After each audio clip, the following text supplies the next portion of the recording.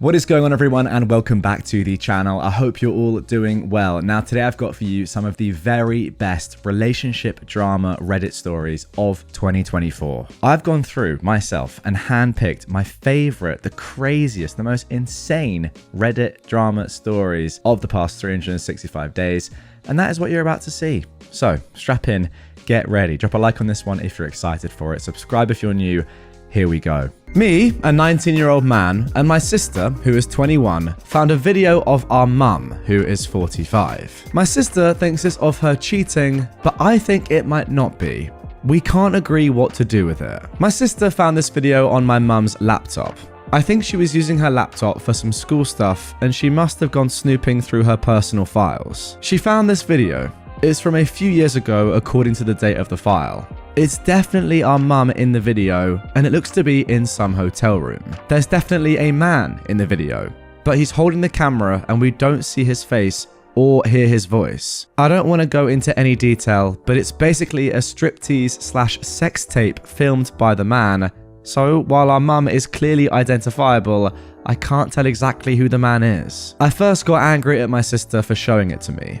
I told her this is gross. I don't want to see that. She told me she thinks it could mean that our mum is cheating on our dad and we should at least present the information to our dad. I told her it's very likely it's him in the video. You can see the man's hands in a few shots. I think it's my dad, but she seems to think it's not him. I told her if we show it to them and it is him, not only will we be embarrassed, but they'd be mad at her for snooping. She was like, "Why do you care? I'm the one who did the snooping, so only I'll get in trouble.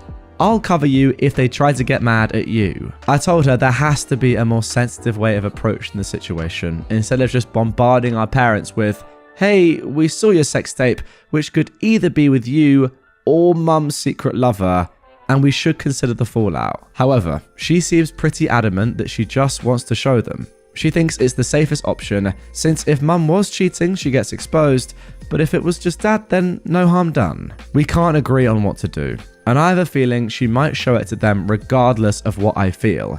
But if I push hard enough, I might convince her of an alternative solution. So, any ideas on what we should do? Well, what a way to kick off 2024. First story of the new year, and it's this.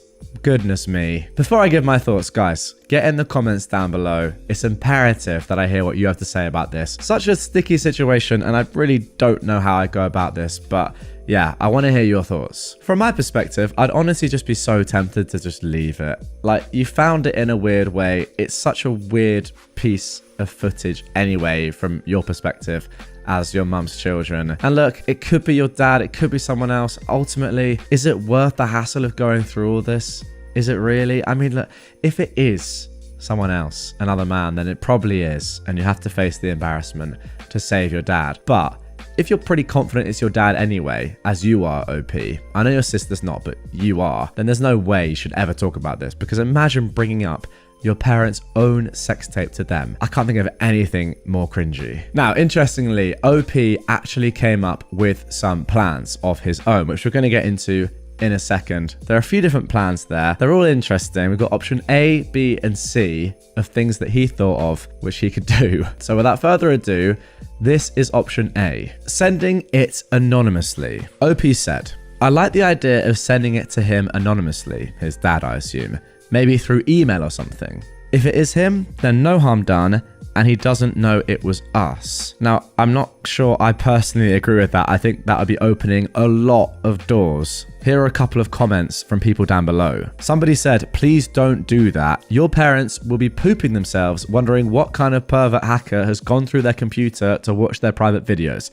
Yes, my thoughts exactly. If you get sent that anonymously, if anything, that's worse than your kids bringing it to you. If your kids bring it to you, yep, very embarrassing, but at least you know that it's still private, or at least only your kids have seen it. If it's sent to you anonymously, you're going to be thinking, "Oh my goodness me, my life is ruined. Who has access to this footage?" And another Redditor backs that up. They said, "But if it is him and you send it anonymously, he'll be freaking out about who has it and how they found it." Exactly. I think the only way this works out positively is if it isn't your dad in the video, and this method stops you from having to have the embarrassment of showing him the video. So it stops that, and it also lets him know about your mum cheating. But those two factors we're not sure on at all right now, so that doesn't seem the best thing to do at all in my opinion. Okay, option B from OP is telling dad about the video. If it is him in it, he'll know it's him, and won't he get mad at us for even looking at it? Is there a way I can let him know that I'm sorry I had to look at it, but it's only because we were concerned about him, so that he doesn't get mad? I think that if you are going to tell your dad, or you are set on showing it to him in any way, this is the way of doing it. Being honest and just saying, look dad, sorry, this is what happened, right? My sister was doing homework using mum's laptop, happened to come across this accidentally, of course, completely accidentally. Maybe don't say about the snooping, and just say, look, we're worried. It's embarrassing for all of us. Obviously, it's a shock for you. It's a shock for us, but this is what we've seen.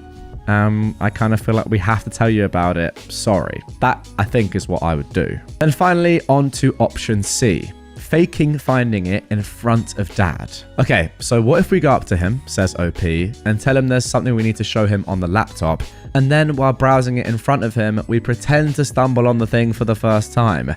We can be like, what is this? And if he genuinely doesn't know and says, open it to find out, it means he doesn't know about it. If he's like, no, don't click on that, it means he knows.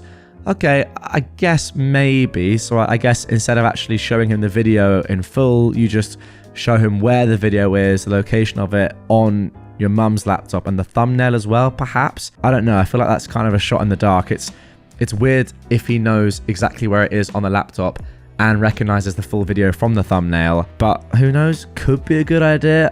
I don't really think so. But out of all three of these, I'd probably side with option B, I think. But that's only if you guys are very, very sure that you actually want to tell him in the first place. I mean, I don't know. I feel like I'd really, to be honest, study this video and try and work out, not in a weird way, by the way, but really study it, which is a horrible thing to think. Study the man, I mean, really try and work out and discern 100% if you can, whether this person is or isn't your dad. That is horrible having to watch this again and again, but genuinely, oh my God, it's so horrible. I don't know about that anymore. Oh, you get what I mean though? Like, you want to know. You want to take in as much information as you possibly can to let you know whether or not this is your dad. It's just a shame that the actual content of the video is your mum getting absolutely blasted. But there we go. Now, someone else commented down below. Dude, if you use one of the plans that you've put in this thread or confront him with it, please post an update. This is gold. I cannot wait until your dad, A, gets an anonymous email with his sex tape and thinks he's being blackmailed, B, finds out you've been watching him do the nasty with mum and is crazy embarrassed, or C, and my favorite option, you pretend to mistakenly find it while showing him something else and the whole family watches mum and dad's sex tape. Cheating women don't keep videos on the family laptop of them stripping and cheating. They're not dudes. And if your mum turns out to be the dumbest cheater ever, then all of this will expose itself soon enough. But she's not, so it won't. But I just want to see the cringe update, so I'm still rooting for C. That's actually a pretty good point, and I agree with that. Would OP's mum really be dumb enough to keep this in a place that's actually kind of findable on her own laptop? I mean, yeah, I'm sure that OP's sister did do some snooping, but if you really wanted something not to be found, you'd put a password in place, wouldn't you? Or you'd keep it on a hard drive somewhere else. You wouldn't just have it on your laptop, I don't think. I mean, look, we don't know how silly or tech savvy or just dumb OP's mum is, but that is my thinking. However, here is what OP and his sister actually decided to do. OP thankfully gave us this. No, here is what my sister and I decided to do. We're actually going to sit mum and dad down, tell them both at the same time that while we were using their laptop, we noticed there was a lot of junk and we were cleaning it up to make it run faster. In the process, we accidentally stumbled on this file and we mistakenly opened it without knowing what it was, but we closed it as soon as we realized. We won't tell them we watched the whole thing, and we won't tell them we suspect cheating. We'll say that the reason we're telling them this is because we think they should save the file in a more secure location, or maybe on a separate hard drive or something, so it doesn't get hacked into. If my dad knows about the tape, he'll be like, okay, that makes sense, And if he doesn't know about the tape, well, now he would. Okay, so that is everything from the original post. That whole original story and the comments that I read out and OP's sort of thinking there, option A, B, and C, were all posted actually back in 2016. April 27th, 2016, obviously a long time ago. Yeah, as I said in the intro, it's a crazy story. What a way to start the year. However, a week or so later, on May the 5th, 2016, we did get a definitive update and a conclusion to this one. And again, that is why I love this subreddit, because we actually know what happened. I, for one, am so interested to see what actually ended up happening. I will say just off the bat, I think that what OP and his sister ended up doing was actually quite sensible, right? I mean, all of that sounds pretty logical. There aren't really any holes I can pick apart in it. Yeah, it makes sense. You were trying to make your laptop run faster. As a kid, you might know more than your parents about this sort of thing. You notice there's a lot of junk, blah, blah, blah. Fine. And you come across this video. Wow. Okay, nonetheless, here we go. Are you guys ready to see what actually happened next? I know I am.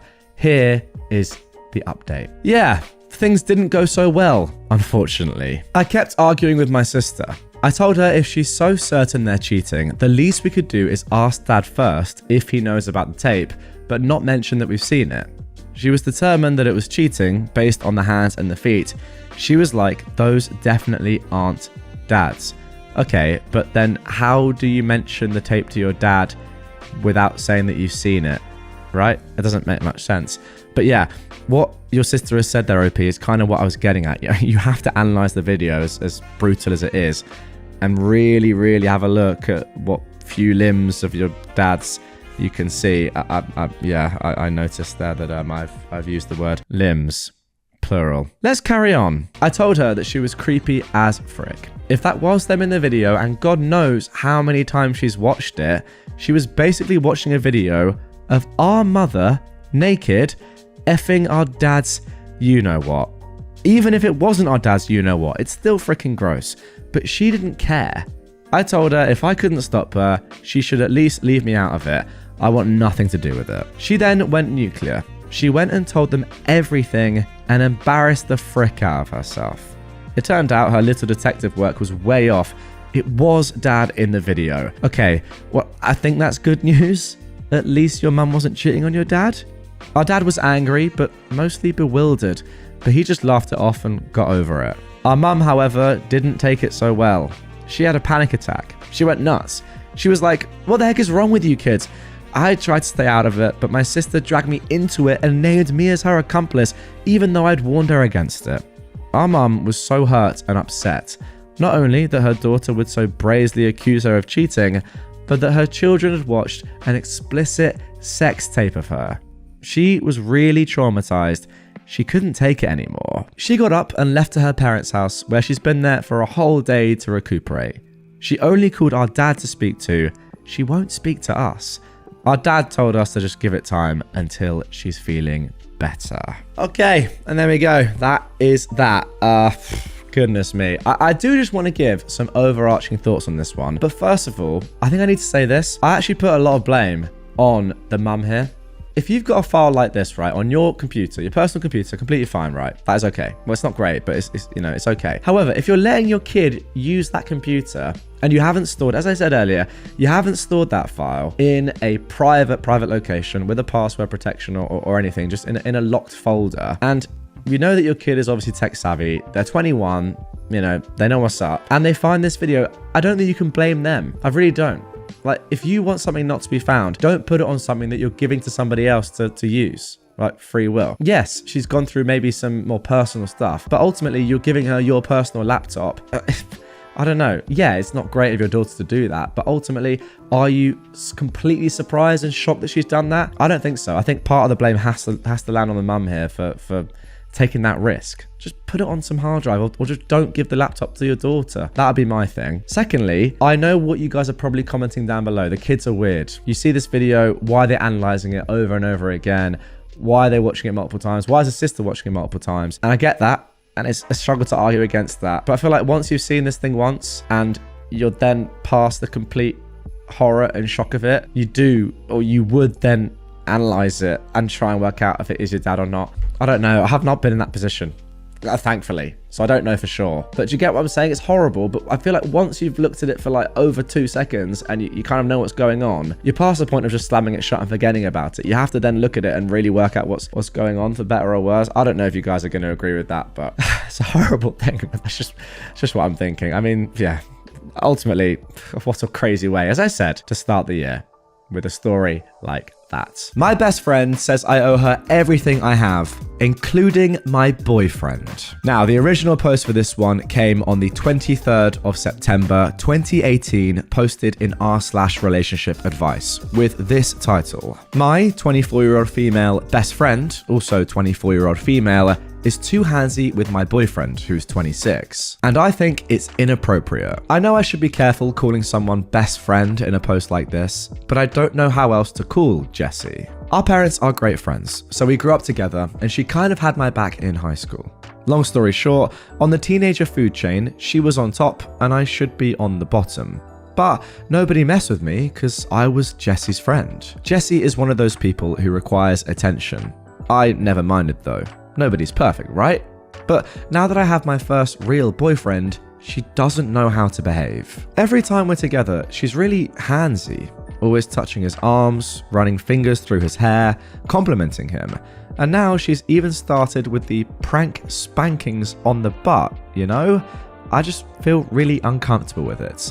Maybe it's normal. I mean, Jessie has a lot of guy friends, so maybe this is okay.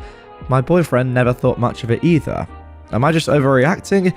She is super pretty, so maybe I'm just jealous. Anyway, yesterday something really threw me off. My boyfriend had to do some work, and I had a book thing, a hobby, so we decided to meet later at a friend's house. They were getting together to drink and so on. My boyfriend finishes work early and calls me, but I don't really need him to come over to the book thing. I know he doesn't like it, so I just tell him to go to our friend's house. Then I start getting texts from Jessie, all like, "Girl, you gotta come to this party now. Your boyfriend is wasted. Lol. Lol, we're so drunk. You need to come and stop us. I can't behave myself if you don't get here soon." And so on. The book thing took longer than I thought, and I was just getting mad and madder. But I am a very non-confrontational person, so I deal with it. I call my boyfriend when it's over, because I don't feel like going to this party anymore. But I was his ride, so I ask him if he needs me to come and pick him up. He says, sure. I get there, and I don't even go inside. I'm ready to release the hounds of hell on him. But he gets in my car, and he's stone cold sober. I ask him if he was drinking, and then show him Jessie's texts. He gets super upset and says she was lying. He wasn't even hanging directly with her, but actually catching up with a friend who just came back to town. He says I should have texted him, letting him know what she was saying so that he could confront her about it. Since you don't ever seem to be able to give that girl some boundaries. Those were his words. Now I'm thinking that maybe I should just talk to Jessie. But maybe she was just drunk and annoying me because she wanted me there. I don't know. I mean, this girl was really nice to me growing up when she could have been a female dog. I don't like how she behaves around him, but at the same time, I don't want it to look like I don't trust her. Is there a polite way of going about it? Or should I maybe wait and see if this happens again? Or am I overreacting? Okay, so there we go. That is the end of the original post. Quick comments from me. Nothing crazy here. It's obvious. You're not overreacting. And yes, you need to tell Jessie that what she's doing is highly inappropriate. That is just my thoughts off the bat. But one day later, we got our first update. Here it is. Yesterday, I posted here about how my best friend Jessie is a bit handsy with my boyfriend and it makes me feel uncomfortable. I am very thankful to all those who commented, especially the ones who encouraged me to say something. I don't like arguments, so those were very important to me. Thank you. Last night, we were alone because she wanted me to help her choose clothes for an event. I was at her place, so I thought I should say something. I wanted to. I was very polite and I just said that I knew she meant no harm, but I didn't feel good about it. So I asked her if she could tone it down. I should have said stop, but I guess I'm weak. She didn't really say anything mean, but her attitude was a bit off, I think. She was looking at me in a scornful kind of way, and the way she smiled once I was done talking, it just felt weird. She didn't say anything else but okay. And we just moved on to choosing her clothes, and I left after. We were supposed to go and get something to eat, but she said she was tired. I'm not dumb. she was hurt. So I texted a common friend, more her friend than mine, and without getting into details, I just told him that I talked to Jess about something that was important to me, but that I was afraid she may have gotten the wrong idea from it. The common friend said, "Look, I don't want to get involved, but you should watch it." I asked what he meant, and he said, "Nothing, just watch it." A little while after that, he texts me back and says, "Changed my mind, I do want to get involved," and then sends me a bunch of prints of texts going back and forth between him and Jessie. It basically starts with him asking her if the two of us had a fight, because I was worried. He was kind with his words, I don't mind him stepping in. And then just a non-stop stream of her being horrible. She says I had a big mouth and was judging her behaviour because I'm a prude who doesn't know how to be around guys. How she taught me everything I know about having a life, and how dare I tell her what she can or cannot do, or how I should thank her for even having a boyfriend at all. Our common friend actually called her out for being rude here, and no friend of mine. After the prints, he told me, "I'm done with her. I give up, and you should watch it." He also said it was okay if I told her I had the prints. I didn't though. I didn't know what to say. I mean, she's not 100% wrong, but even though I know that, it really hurts to read those. This morning, I wake up and see she texted me late at night. She says she knows that our common friend, Pete, sent me the prints, and she didn't mean to be rude, but it's ridiculous that I am jealous of her, because if she wanted my boyfriend, she could just have him. "You want me to prove it?" she said. So, I'm being silly and should drop it, is what she meant. She ends it with kisses and a joke. So I don't know if she was being playful, apologising, threatening, or being pragmatic. Whatever she's being, it's downright weird is all I'll say. I didn't answer her yet. I don't know what to say. Should I even say something, or should I just let it go? I wish I could talk to someone about this, but I'm very private. I usually go to Jessie with these things.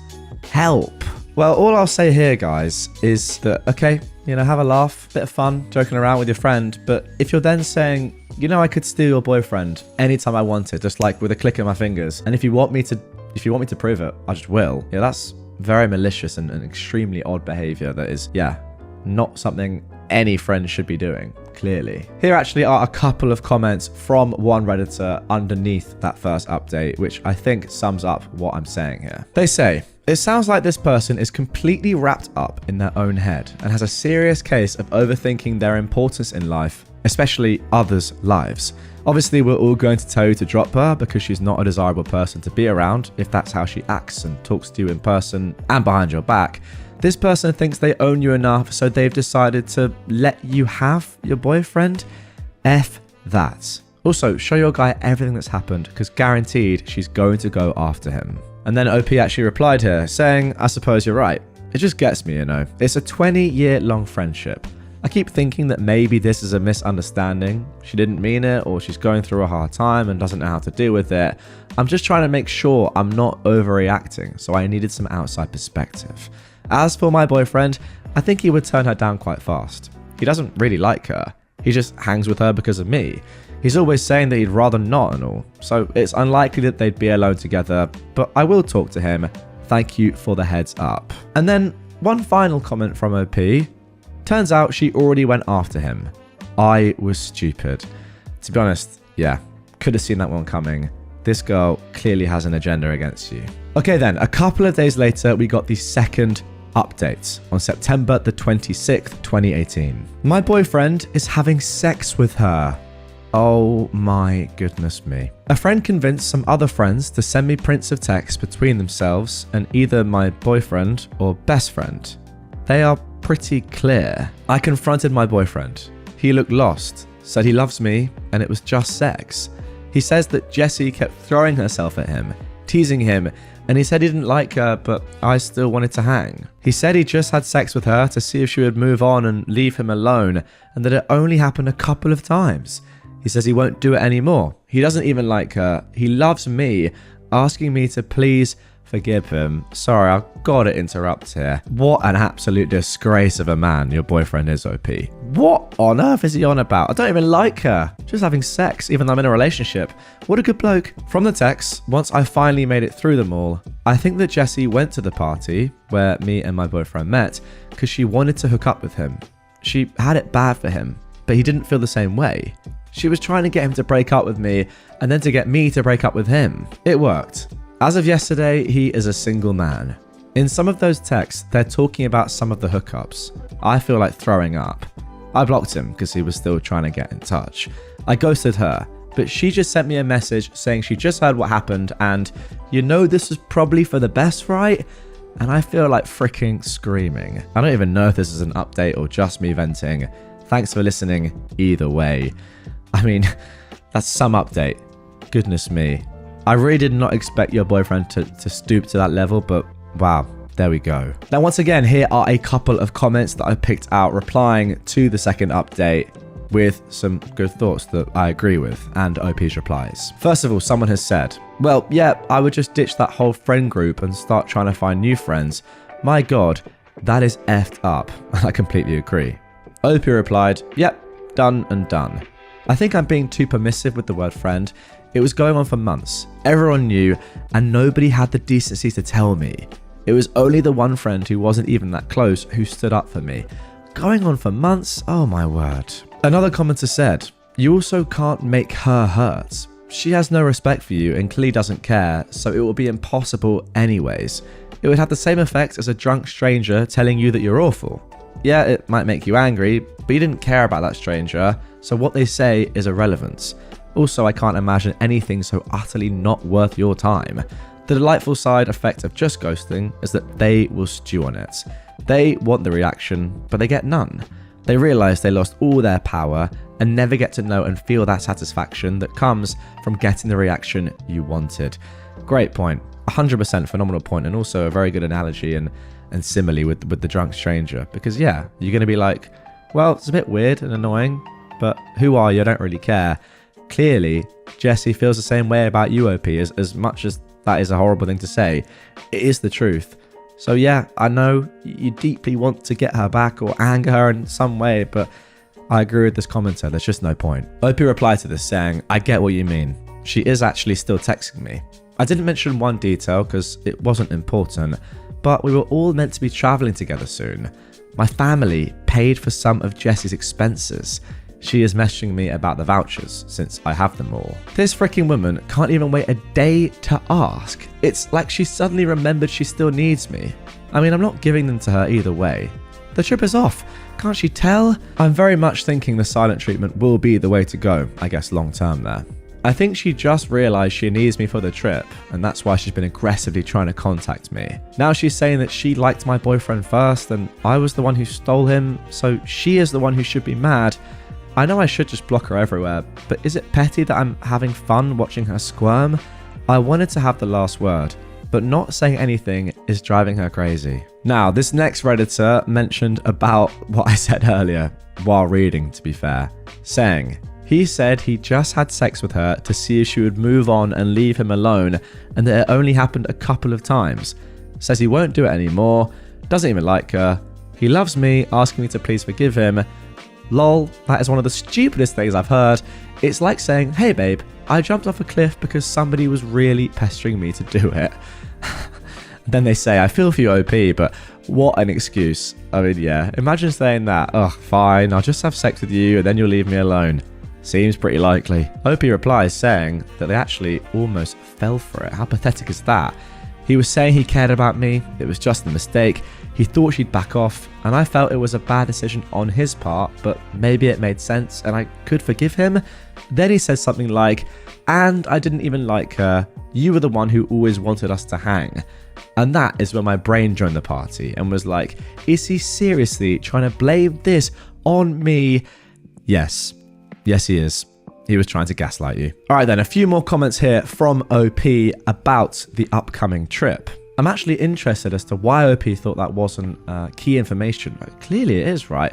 And also, have a look at this. The most disgusting part, OP says, is that it's a trip that we take together with my boyfriend and some other friends. So she really thinks I would let my family pay for her to go on vacation with my ex, who she cheated on me with? I'm starting to think this woman is sick. Like, for real. And OP has also here given us a little bit more context about Pete and his role in kind of proving, or I guess showing OP what was really going on. She actually says that it was all Pete, really, discovering the severity of the situation. After Jessie texted OP saying that she could get my boyfriend if she wanted to, I just answered back, "What the F, Jessie?" And she lolled as if it was a joke. But then Pete texted me asking if I was alone. He was really kind and told me everything, said he had the proof and asked if I wanted to see it, and I of course said yes. So he'd actually gone after our friends and convinced them to send the screenshots to the prince. He's really well liked by everyone, and he was the one who said, "That's enough." Pete is gay, by the way, just in case anyone jumps the gun like my mum did and think he did this because he's interested in me or something. He's not. He's just a decent person. I guess the point here being that everybody in the group, or a lot of people in the friendship group, knew about this. I mean, if there are screenshots between Jessie and other people in the group and your boyfriend or your ex-boyfriend OP and other friends in the group, and nobody is telling you this apart from Pete, who finally said, "That's enough," OP has to know. I mean, what sort of friendship group is this? And yeah, it brings me back to another commenter from before who said, "Are these really your friends? Come on, you need to look for a new friendship group." And I agree. A little bit more info here on Pete.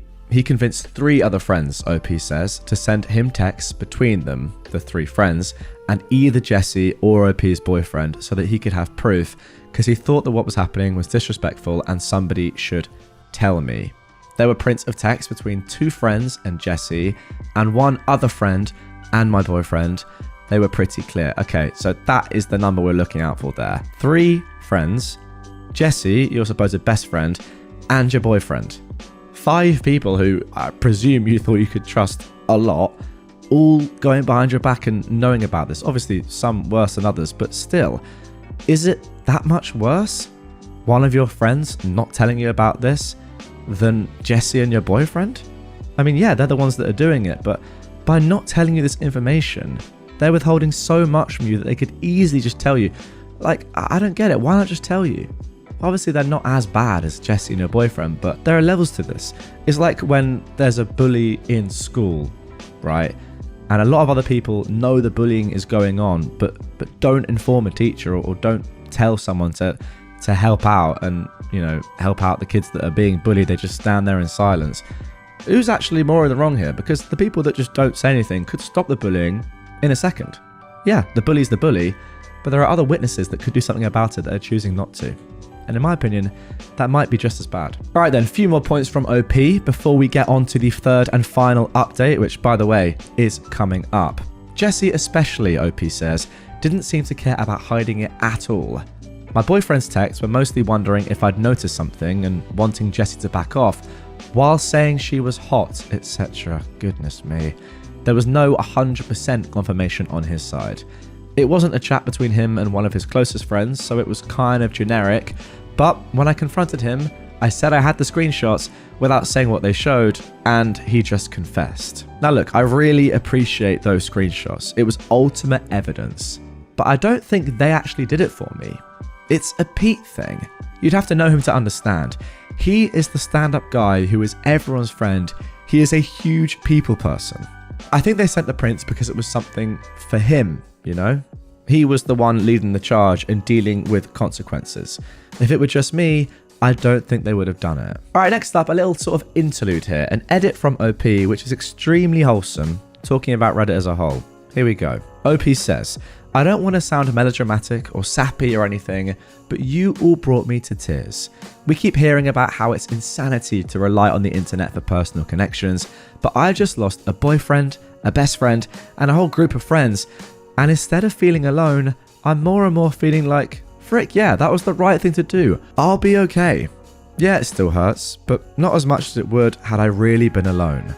I can't even begin to thank this sub. I really don't know what to say. Even on my previous post that didn't get as many responses, it was some of the comments there that made me approach the cheating thing knowing I had to break up and move on. So it changed my life in this moment. And considering I'll be doing a lot of soul searching on toxic relationships, this probably changed my life for good. So thank you all so much for reaching out to a stranger. This community is so precious. Okay then, so here we go. The final update posted on October the 2nd, 2018. OP says, I said I'd come back if anything relevant happened, and here we go. There's a third update, so I reckon something has happened. My ex-boyfriend kept trying to get in touch through common friends. They kept asking me to unblock him and at least hear him out because he was really sorry. He loved me. He was a mess. He didn't mean to. Someone even went as far as to ask me if I was really sure it happened. They offered to send me prints of texts where he was talking about me so I'd see how he always had great things to say and how much he cared. But I've had it with the print screen drama for life and said no. To the ones who insisted, I told them I wasn't unblocking him. I had nothing to say or hear, and if they kept pushing me, I'd block them too. I ran into my ex-boyfriend at this book thing I go to, that hobby of mine. Maybe I'm being presumptuous, but I think he went there for me. He didn't really have any business there, but I'm just speculating really.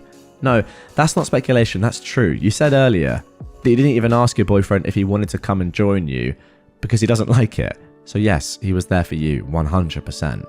Anyway, the boyfriend asked if I had a few minutes for coffee. I said I was late, which was a lie. He walked me to my car. He looked so good, smelled great. He was so sweet. He was even wearing his hair the way I like it. I feel horrible because even after everything, I still like him. He apologized some more, said he knew I needed time and space, but asked if I consider giving him another chance because he would wait for me. He said he'd never talk to Jessie again and would act like they had restraining orders against each other. And I just found it really funny how everything he was saying required me trusting him, which I don't.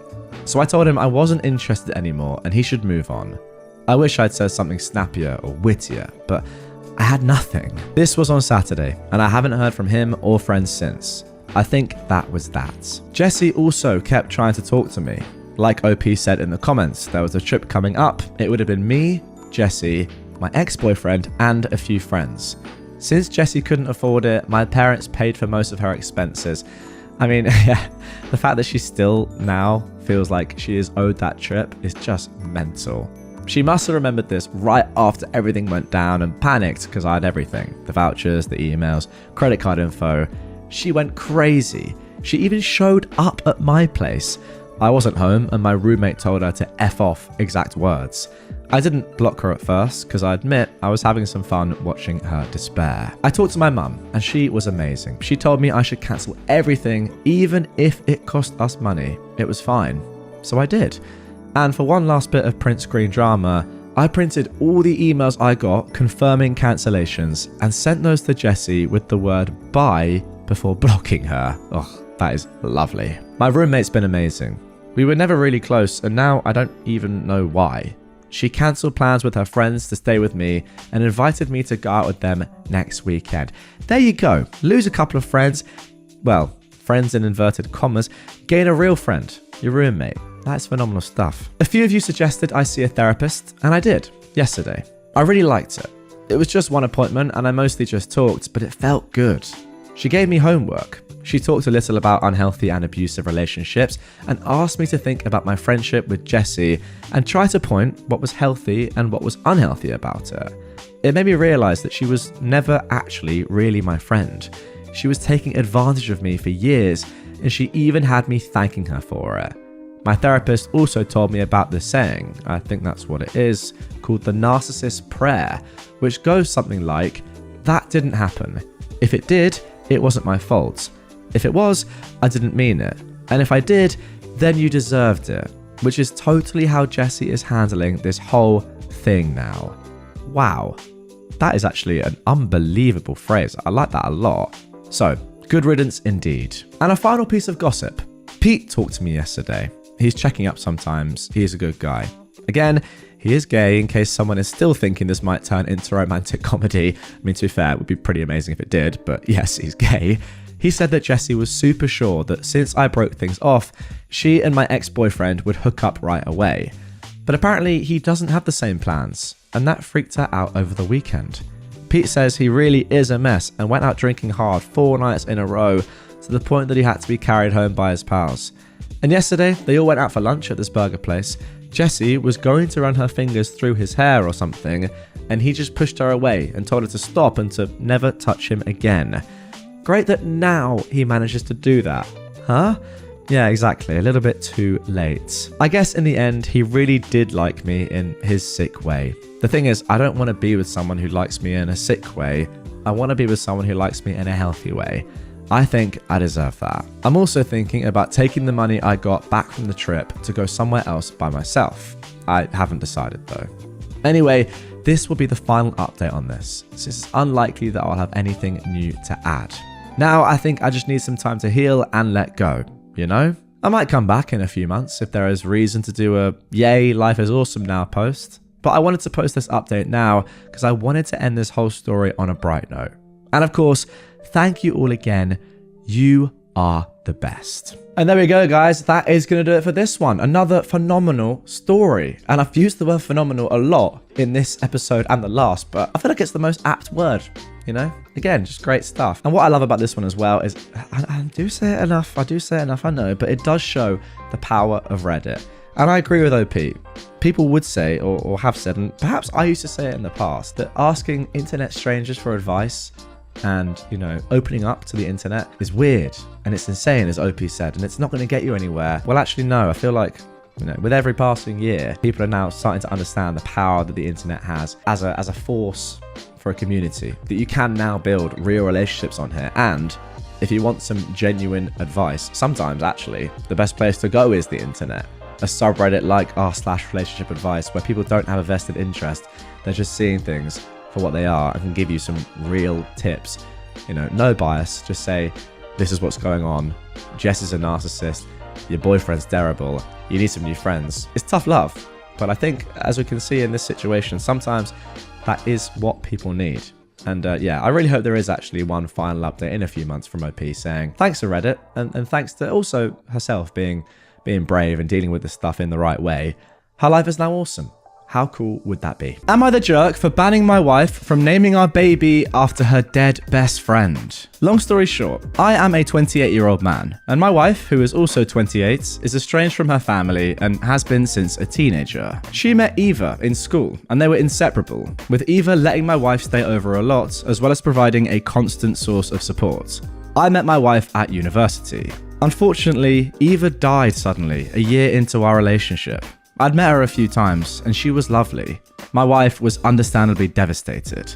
2 years ago we married and she took my last name, Brown. Our baby girl is due in the spring, and understandably my wife wants to honor Eva in her name. This is something that she has said throughout the relationship.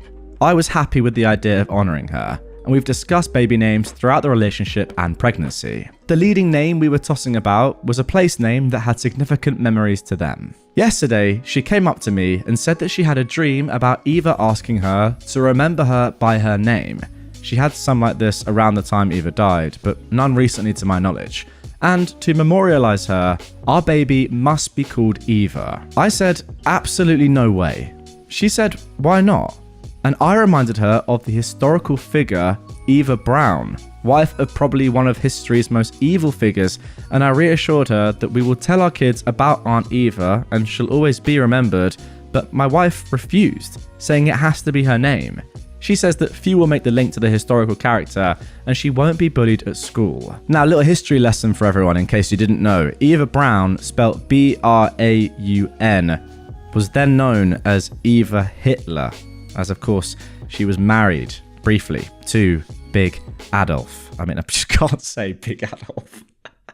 Right, if I'm not... right. Okay, Big Adolf, as he was known colloquially to his best mates. Adolf Hitler, of course. So yeah, being completely serious, I do fully understand that OP probably wouldn't want his daughter to have the exact same name, at least phonetically, as you hear it, as the woman who Hitler married just one day before he unalived himself, right at the very end. Anyway, back to the story. OP's wife said she had fell out with the place name, and a family member has had a baby recently with a similar name, think Brooke to Brooklyn. I suggested things to do with Eva, such as her birthstone, or honouring her through a middle name, or even names that had Eve or Eva in, anything but Eva itself. She started crying and said that she won't name the baby anything else and it's the ultimate way Eva can live on. I said it's a terrible situation and if we had literally any other surname we could, but I literally can't. Not only am I extremely morally opposed, I work in a field where if there was wind that I named my child Eva Brown, my work could be at risk. She's saying I'm making excuses and not supporting her, as she is putting in a lot of effort to having this baby. This resulted in a fight, and now I'm on the couch for the second night in a row. Some of our friends are saying that I'm being dramatic, but my sister, who is the mother of Brooke, is telling me that if she continues, to register the baby without her. To be honest, I'm leaning that way if she continues not to compromise. I'm really not sure what to do. Am I the jerk for not wanting to name my baby Eva? Okay, now that is the end of the post, but before we get on to my thoughts on this one, first of all, a couple of relevant comments. Someone below asked OP, can you use your wife's maiden name? OP replied, my wife is estranged from her family, of course, and was therefore very eager to drop her maiden name. She has said that name makes her think of her horrible past. I know she would not ever change her name back, let alone name a child with it. She is also really close to my family, who took her in as one of their own when we met due to her situation. Now, we are in the UK, so yes, she could have kept the name if she wanted to, but she is estranged from her family and has been for 10 years. Her family don't know where she is or of my existence. She had a common first, but a distinct maiden name, so she wanted to swap to my, obviously rather common name, not only because she wants no ties to her name, but also so they could not find her, as they are very bad, dangerous people. This is also why we will not consider comments about swapping to her maiden name. Now, some people also asked about OP's profession and why people would know what was wrong with that, and yeah, maybe why his job would be at risk. OP says, I work as a history teacher in a very liberal school, and Nazis is a decent chunk of the curriculum for some of my older students. Not that I would share my personal life in depth to the students, but my colleagues and SMT would definitely ask about it. I hope to rise the ranks at the school, so I don't want to affect that. I also have a cousin who is one of my older students, so there is a risk of students and de facto parents finding out my baby's name that way if her friends ask. And finally, OP says that Braun is pronounced Brown in German, so people who know history will know.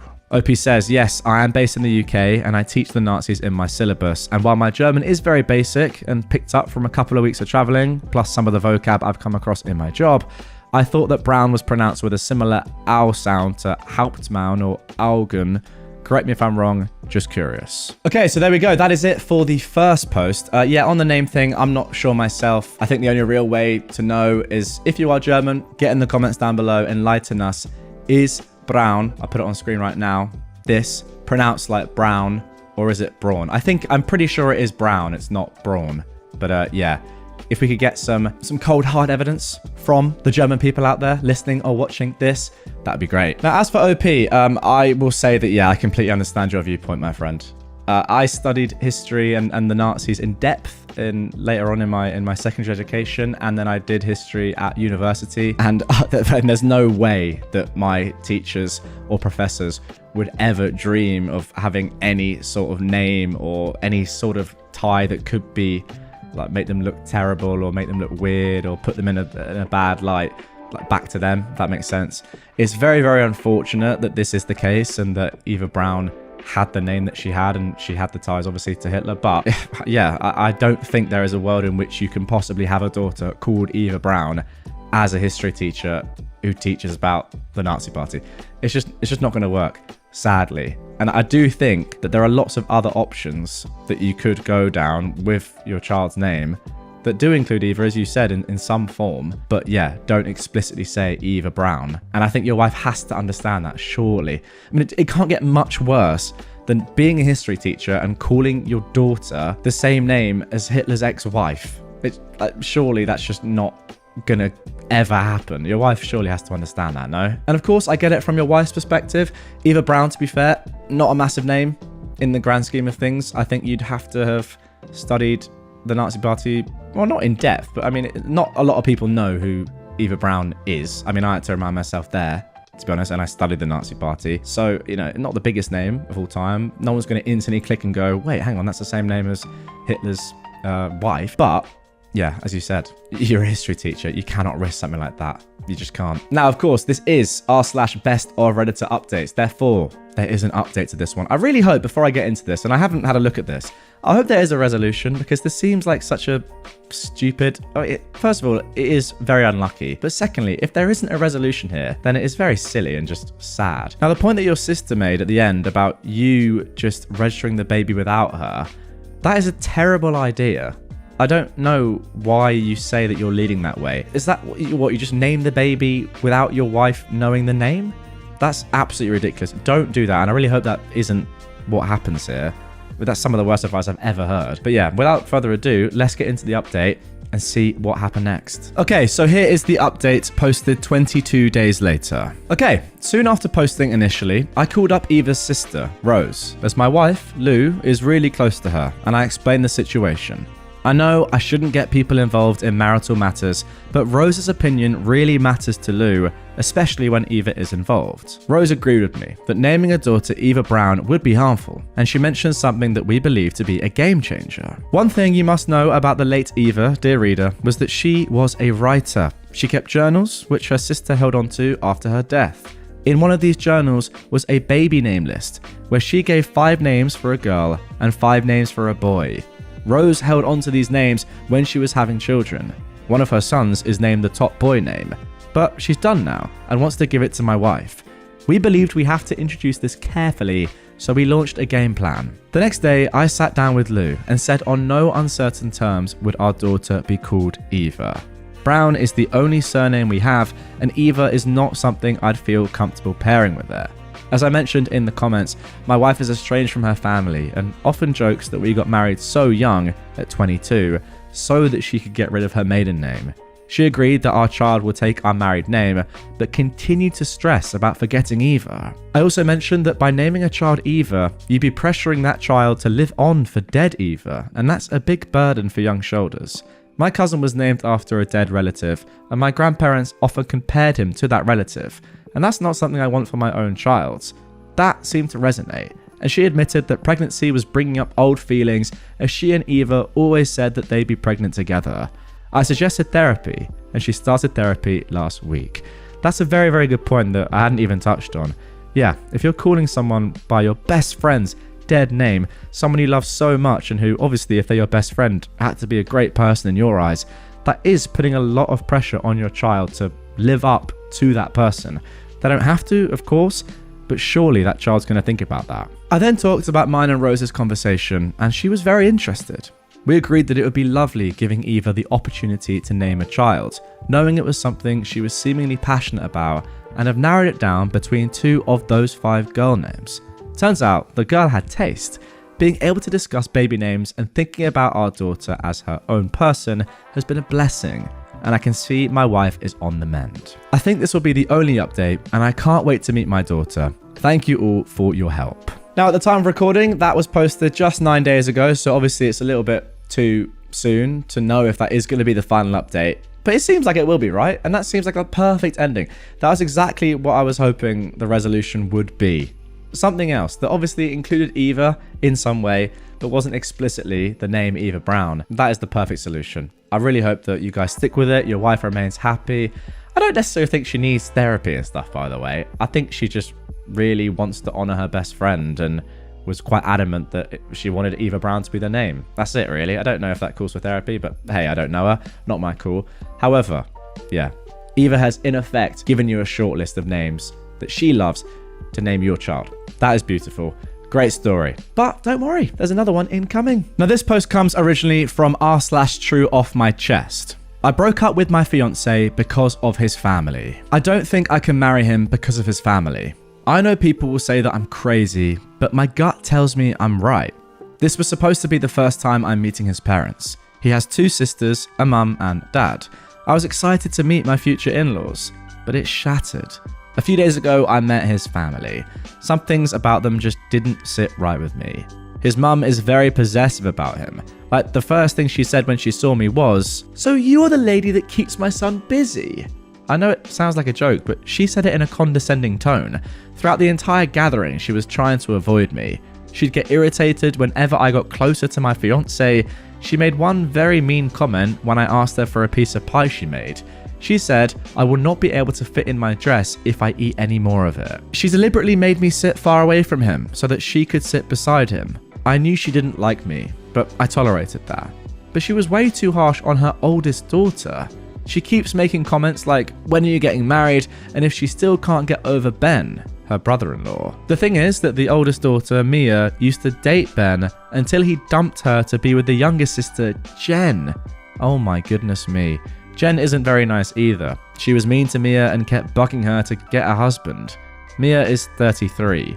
I don't think she needs to rush. Jen also didn't like me because she made some snide remarks about my upbringing.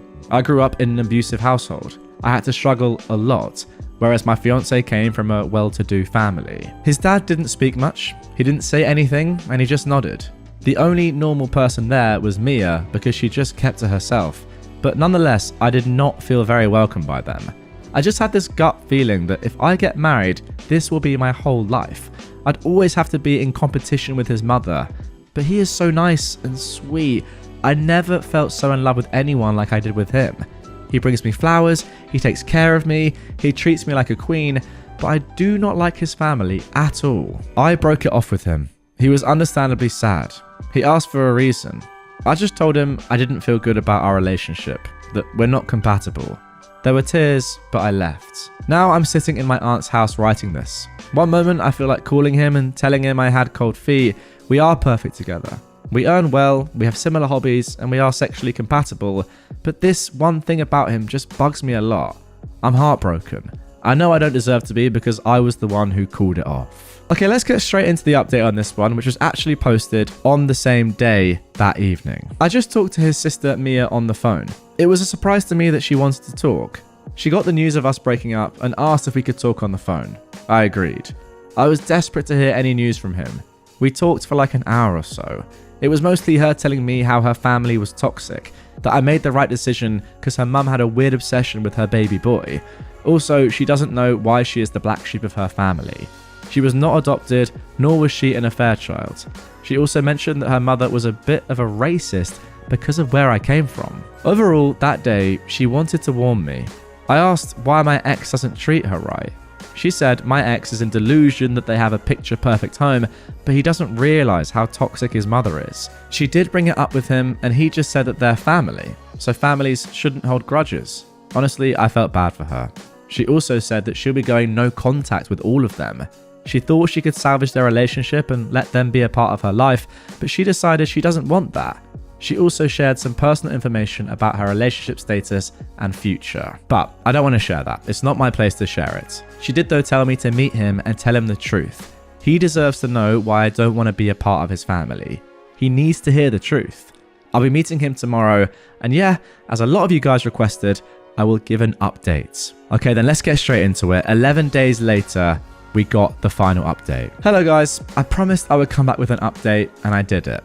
I finally talked to him.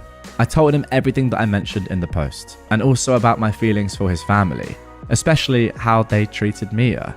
Needless to say, he was upset. He tried to convince me that this was all in my head, that I shouldn't throw away our relationship because of his family. His family will accept me if I become a part of it. I tried to explain things from my own perspective, but he wasn't budging. Oh, that's not a good sign. Then the topic of Mia came up.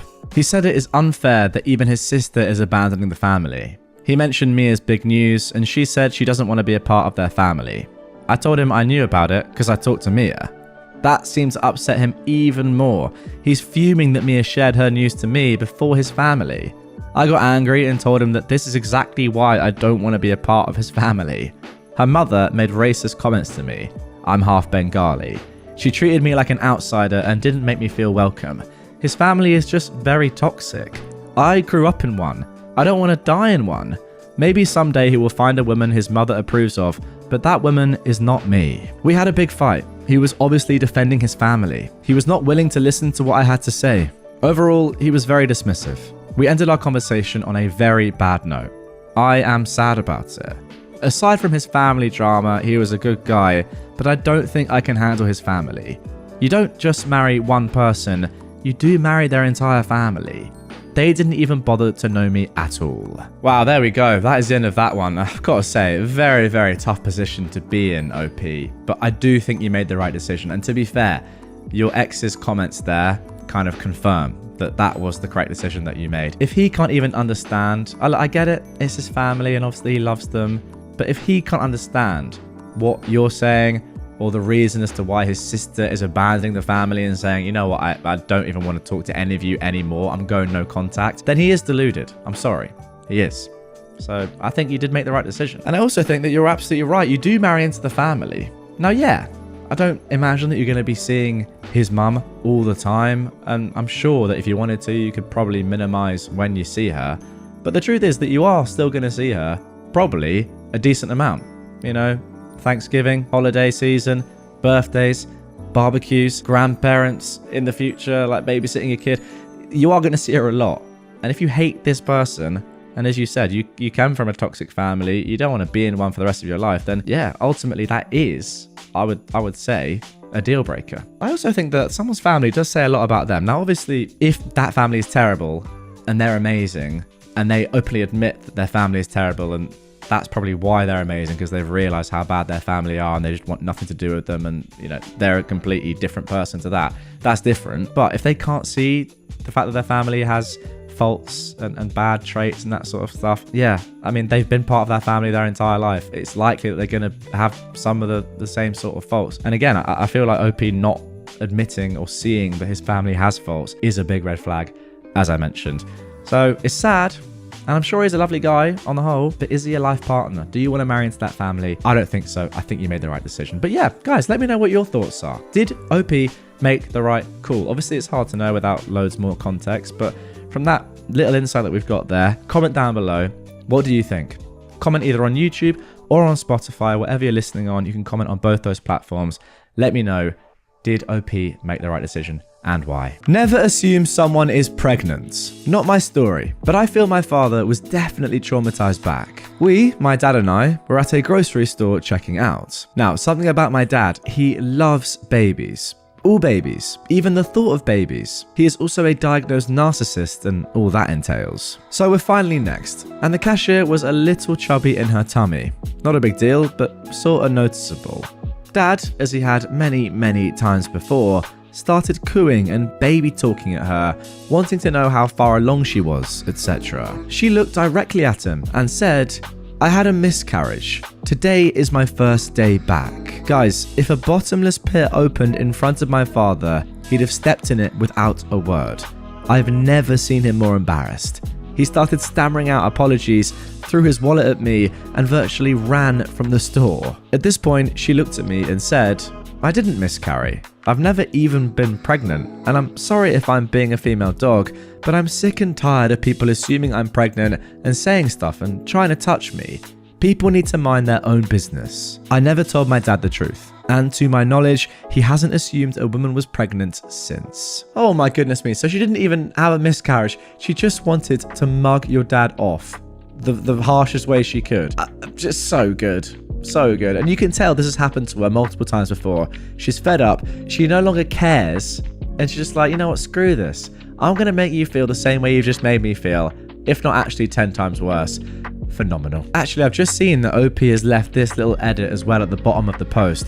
It's been brought to my attention that this little detail adds a lot of context. Before this incident, my dad had had women say to him that they weren't pregnant, and one even said she was just fat.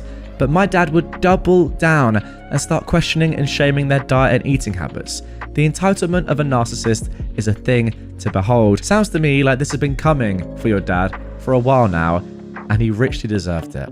Let's carry on. Now guys, before we get into the second traumatized and backstory of this episode, I firstly want to quickly answer one of the most requested questions I've ever had on my channel in the 5 years now that I've been making Reddit videos. The question is, which background music do you use? You guys have always absolutely loved the music I use in these episodes. So much so that in an episode I did the other day where there was no music, the comments were full of people saying, yeah, great stories, love the content, but we missed the background music.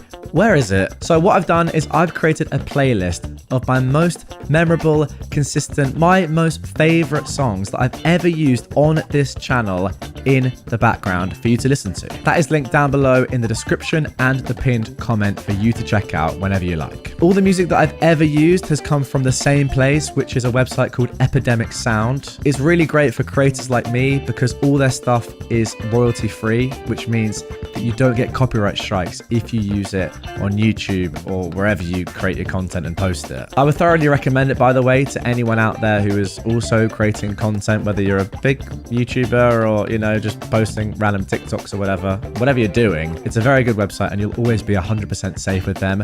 Or if you just like listening to the music that I like listening to and use in my episodes. For full transparency, if you do click on my link and then go on to sign up to Epidemic Sound, if you like, I do get a tiny kickback, which will of course obviously go straight back into the channel. But the main point of this is just so you guys can listen on your own, in your own free time, to the exact songs that I've used for the past 5 years on this channel. I've spent a long time making that playlist. It's got a lot of songs in it, and you'll recognize a lot of them if you've been around here for a while. So yeah, if you want to, get down in the description or the pinned comment, click the link, check it out.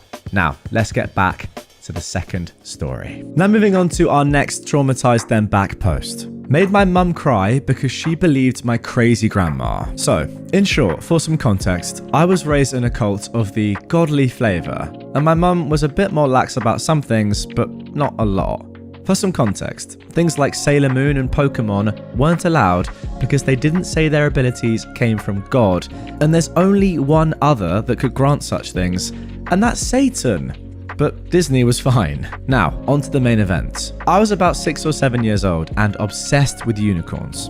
Posters, books, clothes, glow-in-the-dark stars, and a fantasy-type set that showed unicorns, magical castles, and so on, figurines, you name it, I was about that life. Well, one day, my legit insane grandmother, my mum's mum, who was generally under the idea I was evil and demonic and wasn't ashamed to announce it, convinced my mum that all that unicorn stuff fell under the same satanic umbrella as Sailor Moon and Pokemon, that I didn't need the influence, and she talked her into getting rid of all of it. This conversation took place before I even woke up that day, and I woke up to my mum telling me to get dressed because grandma was coming over to help with some much needed cleaning, and she explained what was happening. I, of course, broke down and begged her not to, but she basically waved me off, told me to save it and get dressed.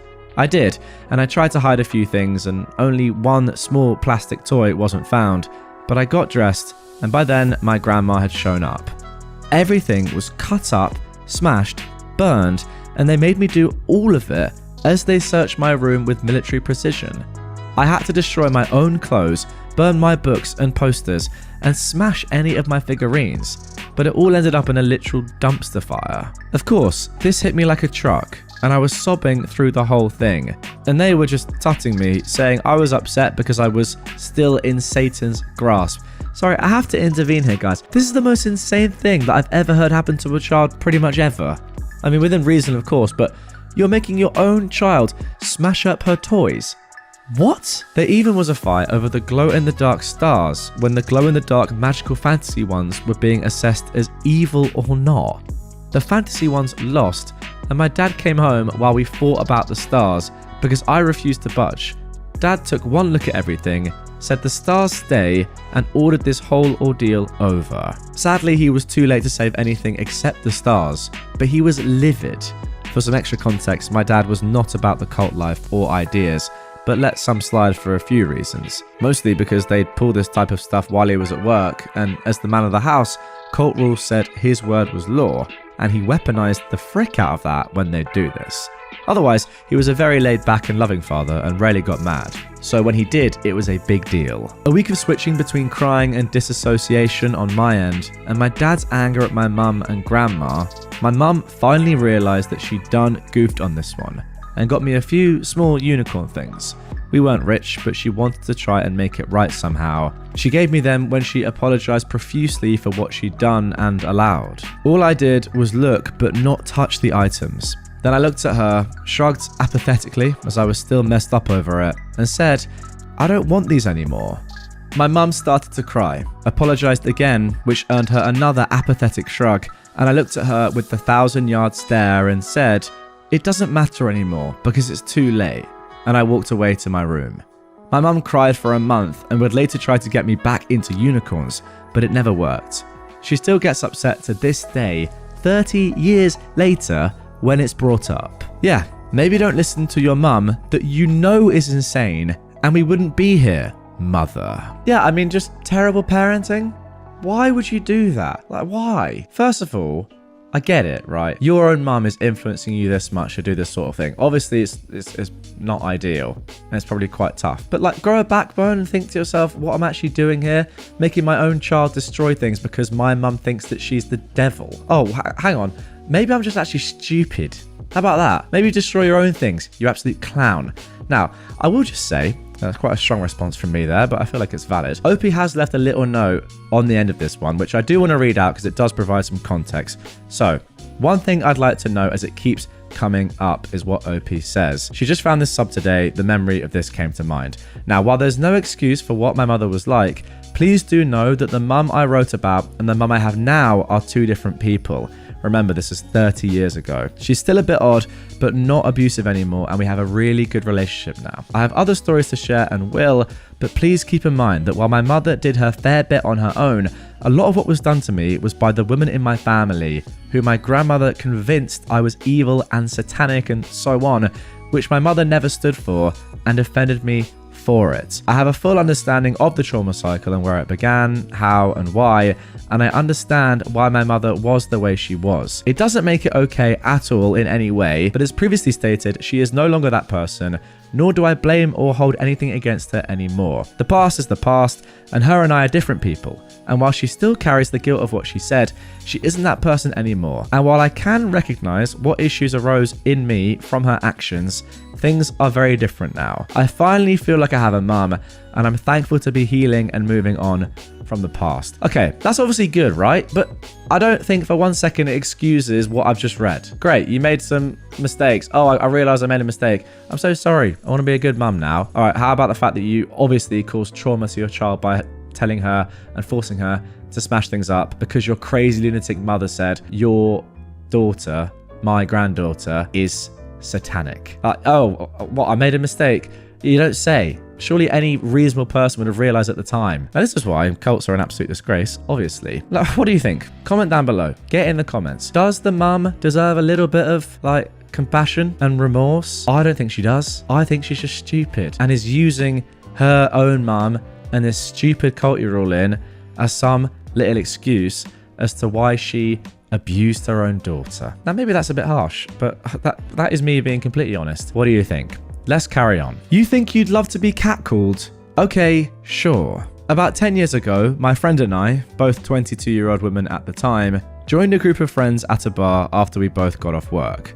The group had already been drinking and we were all standing outside for a smoke. Our one friend, Tom, a 22-year-old male, made an offhand comment about how women shouldn't be so upset when guys try to hit on them and that he would love for a woman to be that aggressive towards him. A few people laughed, some tried to reason. I was immediately furious. I called him out on it and bet him that by the end of the night he would be begging me to quit. He quickly took me up on the offer, laughing that there was no way he would ever tell a woman to stop. So, we shook hands and I started in on him. What I didn't expect was my female friend to join in on the subtle comments. We called him sweetheart, told him how his biceps looked good but better with no shirt on, etc. for the majority of the night. He initially found it hilarious and played along, but it started to wear on him. The other two guys tried to get him to call it quits and started hassling us for being creeps, but Tom kept saying it wasn't that bad, although the joke's getting old, guys. By the end of the night, another female friend showed up to collect her drunk boyfriend, and we filled her in on what was happening while we were across the street from the guys. Suddenly, it became a barrage of catcalling from the three of us.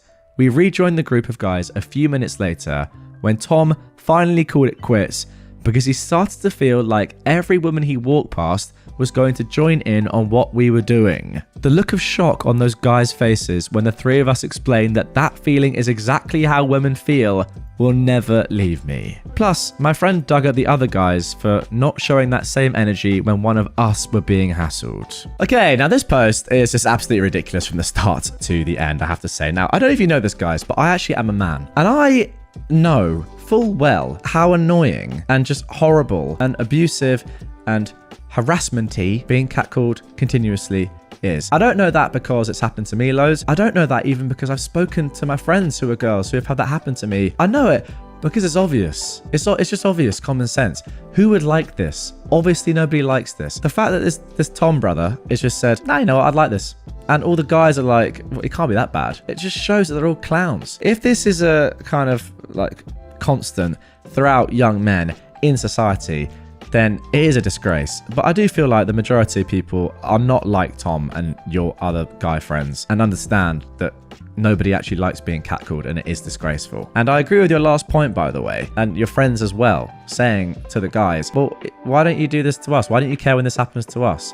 You just care because Tom's now getting annoyed because he asked for it and he's finally understanding the effects and how horrible it can be. Terrible. I don't know if this says a lot about guys in general. Maybe it does. I hope it doesn't, and I hope it's just a bad group of lads and a bad friendship group that you probably shouldn't be mates with. Just weird guys in general. I mean, to be fair, the one good thing is that they surely at least now know, so they've learned. I think that is a good thing. So there is possibly a positive outlook from all of this, but I also just can't get away from the initial fact, which I first said, which was, how did Tom not know this in the first place? Either he's an idiot or he's an idiot. You decide. Okay, then let's move on to post number 4. Apologies if I'm getting a little bit ranty in this one, guys, but it's just what's coming out of me. Woman rudely tells me to get plastic surgery. I tell her, I guess we're gonna have to wait and see. When my son was born, he was a large baby. He weighed 10 pounds, was 24 inches long, and had a 15-inch head. Needless to say, I had a lot of stretch marks. Following my son's birth, I had health problems, and it took years of hard work for me to lose the weight and get rip-roaringly fit again. I left my cheating ex and started dating my now husband when my son was 5. My new boyfriend took me to Miami for a short vacation, and after working hard for my six-pack, I decided that despite my insecurities, I would finally wear a bikini. We were relaxing, drinking, and enjoying the atmosphere of Nikki Beach in South Beach, and I was having a fantastic time. That is, until I went to the restroom. In the ladies' room, a woman I'd never met, never seen, and certainly never spoken to, came up to me and rudely said, "You know, they have plastic surgery for all that now, you know," while gesturing to my lower stomach/abdomen area. I was speechless, and she mistakenly thought that my silence was either approval for her to continue or that I hadn't heard her, so she said it again, but this time added that you really shouldn't go out in public like that because not everyone wants to see that. Ooh. After I recovered from shock, I forced myself to burst into hysterical tears. She looked stunned and said, "I'm sorry you didn't know you looked that bad." And I replied, "It's not that. I have 7 children, and my baby who gave me these stretch marks just died 3 months ago." And I continued to sob. Her face was twisted in horror, and her 2 friends who had been standing by trying to ignore her told her she was a complete female dog, comforted me, and they left the area entirely. I hope she learned her lesson. I think the thing that I'm realizing in a lot of these r/traumatized them back posts is that they all, or at least the majority of them, seem to involve someone saying something to someone else, which they just don't need to say at all. And it's just completely unnecessary, not thought through, whether it's a stranger, like in this story, whether it's your friend or whatever, and you're just saying something that is completely illogical. Why are there so many people like this that just say dumb things? I don't know. But like with this story, if you saw another woman wearing a bikini and you see she has stretch marks, first of all, why would you say anything? Second of all, if you're going to say anything, surely say something positive. And thirdly, why would you say, "Oh my god, you look disgusting," to a randomer? It's just like the most horrible thing you can do. So weird. And yeah, once again, I'm really happy that you completely lied to her face, by the way. And guys, let me know how you feel about this. Do you think, we've seen it twice now in this episode, that inferring that a child of yours has died to traumatize someone back is valid? Is that too far? Or is it good karma like we saw here again? Or is it a little bit too far? I'm not sure. I think it's completely fine, to be honest, given that these people need to be taught a lesson. But it's just why? I just don't understand why. But yeah, let me know your thoughts on that down below. Is it a little bit too far, or is it alright? Showing a girl her privilege. I grew up incredibly poor and ended up being a high achiever. I went through my undergrad/masters and started my doctorate by having full-time jobs on the side and getting full scholarships and assistantship stipends. I would always get into top universities, but I'd end up going to the less impressive ones that would give me more money to be there. I took some time off school in the middle of my doctorate to care for my dying parents. I ended up dropping out and I cared for them for years. This year, they both died and left me some money. Not a lot, but more than I've ever had in my whole life. Before they died, I ended up applying for and getting into one of the top schools in the country for my field, and I got the biggest scholarship they offer. But the cost of living was too expensive still, so I was going to have to turn it down. When my parents suddenly passed and this money appeared though, I chose to use the money to finish my education and focus on school for the next few years without needing a side job for the first time. My mum's dying wish was that I could afford the education I deserve. I just started 2 weeks ago, and most of my cohort are these incredibly privileged rich kids who are fresh out of their expensive fancy undergrads, living off of their parents' money in one of the most expensive cities in the world. Like, they have apartments whose rents are $2,000 plus a month, they have no job, no scholarship, and then they complain about being poor. I was talking to a group of them during orientation, and one 22-year-old girl started making weird passive-aggressive comments about how I'm in my early 30s and started making digs on me about how I'm an older woman. I laughed her comments off, but her weird jokes about my age continued to happen. Later in the conversation, when we were talking about how we got into school, I looked straight at her and said, I've gotten into this school multiple times before actually, but I could never afford to accept the offer because I was too poor. So I started my doctorate elsewhere. But both of my parents actually got sick and I left to care for them for over 3 years while working another full-time job unrelated to my field to get by and support my family. They both died 6 months ago and I got a full ride scholarship, and it was their dying wish that I use the money they left me to go to the school to finish my education. Her face completely dropped and she stopped mentioning my age after that. Yeah, just instantly shut down. Phenomenal stuff. Once again, someone saying something to a stranger that they don't need to say. Like, you don't know anything about this person. Why are you assuming all these things? And also, it's not abnormal for someone over the age of 25 or whatever, or in their 30s, to go to university. It's a very normal thing. And yeah, why assume that someone didn't go when they were 22 or hasn't been at the age of 30? I mean, who cares? Like, who cares? Again, I hope the girl remembers what you said, because that at least is a positive coming out of this. You've put in all this work, dealt with so much, for someone just to say to you, oh, you're too old to be at this uni. What are you doing here? Nah, screw that. Let her know. And you did. Good stuff. Okay, doc, if you don't care about an open door, then I don't care about covering my boobs. I went in for my annual exam, and the nurse gives me the dreaded gown with specific instructions to strip down to nothing and put on the paper robe open to the front. Just getting up on the table in this garment was stressful. It was tiny and delicate. I could feel it tearing with the slightest pressure. But I did it, and I awkwardly held it closed as I sat on the edge of the table, barely covered, waiting for the doctor. Please don't imagine this as sexy in any way. My doctor is a very, very, very old lady, and I'm describing my semi-nakedness because it was an embarrassing and actually physically challenging task to keep the robe sufficiently closed so as not to be exposed. She bustles in all aflutter, door swinging wide open to the hall in open view of the office staff and an open exam room where another patient was waiting, fully clothed. We locked eyes for a moment. It was weird, but I took a deep breath and got over it. We get on with the exam. We realise she doesn't have all of my results. Did a blood draw the week prior. So, out she goes, this time holding the door open as she yells at her staff to get her the results. Now, I'm not upset at being naked in front of healthcare professionals, but there's no need for the office staff to see me naked. Plus, the other patient is still right there. Hi, I'm naked. We get the results. Moving on. But then a knock at the door, and she opens that mother frickin' door wide open again about some BS, and I silently snapped. I'm only willing to struggle to keep my nakedness unexposed for so long. And if you don't care about exposing my naked flesh to the office and everyone in it, then neither do I. So I relaxed. My fingers unclenched. I sat comfortably and I allowed the gown to give way. My boobs were fully out and I didn't give a dang. It was the first and hopefully only time I exposed myself as a way of saying F you. It was liberating.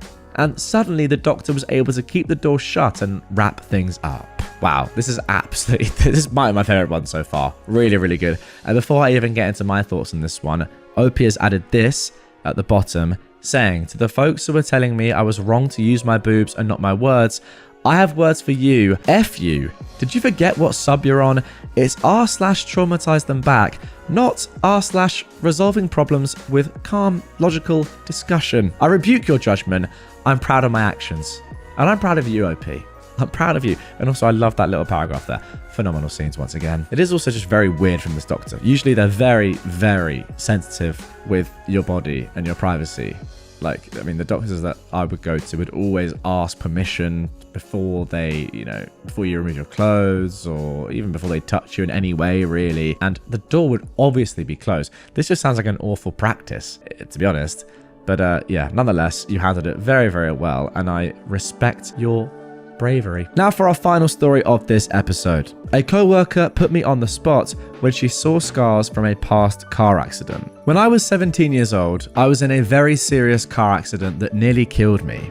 One of my tires blew while I was driving 50 miles an hour. The speed limit was 55 miles an hour on my way to school one morning, and my car flipped several times off the road. My seatbelt saved my life, and the fact that I put both arms over my head as my car was flipping saved my face and head from severe damage. As a result, however, the skin on my left forearm was nearly torn off from my fingers to my elbow, leaving me with significant scarring. The doctors at one point had suggested plastic surgery, but my family couldn't afford it. I also wanted to see about other options. Luckily, my wounds healed a bit over time on their own with consistent care and some physical therapy. Within a few years, the scars were still visible, but not nearly as grotesque as before. I still felt self-conscious, but people asking me about them was very rare, and if it did happen, it came from a concerned place and was spoken quietly and with respect. As stated earlier, however, I still felt very insecure about them and would often wear sleeves long enough to cover them, even in hot weather. Fast forward a few years later. I was an undergrad at university and was working at the library on campus. One of my co-workers, we'll call her Christine, was the kind of person who would intentionally bring down anyone around her. She was also a bit older than most of us, a non-traditional student as defined by our university, and would frequently complain about how much she hated anyone under 40. Despite this, I tried to brush off her comments, not let her get to me, and stick to the work at hand. One day at work, we were very busy and had to do a lot of multitasking. I was reaching up to grab something and my sleeve rode up. Christine made this disgusted gasp, like an ah, and shouted, "Ooh, gross! What the heck did you do to yourself? Your arm is disgusting!" Being put on the spot like that made me want to disappear. But since I couldn't, I took a breath, looked her square in the eye, and replied, "Oh, my arm? I was in a car accident that nearly killed me, and these scars were from all of the glass and debris."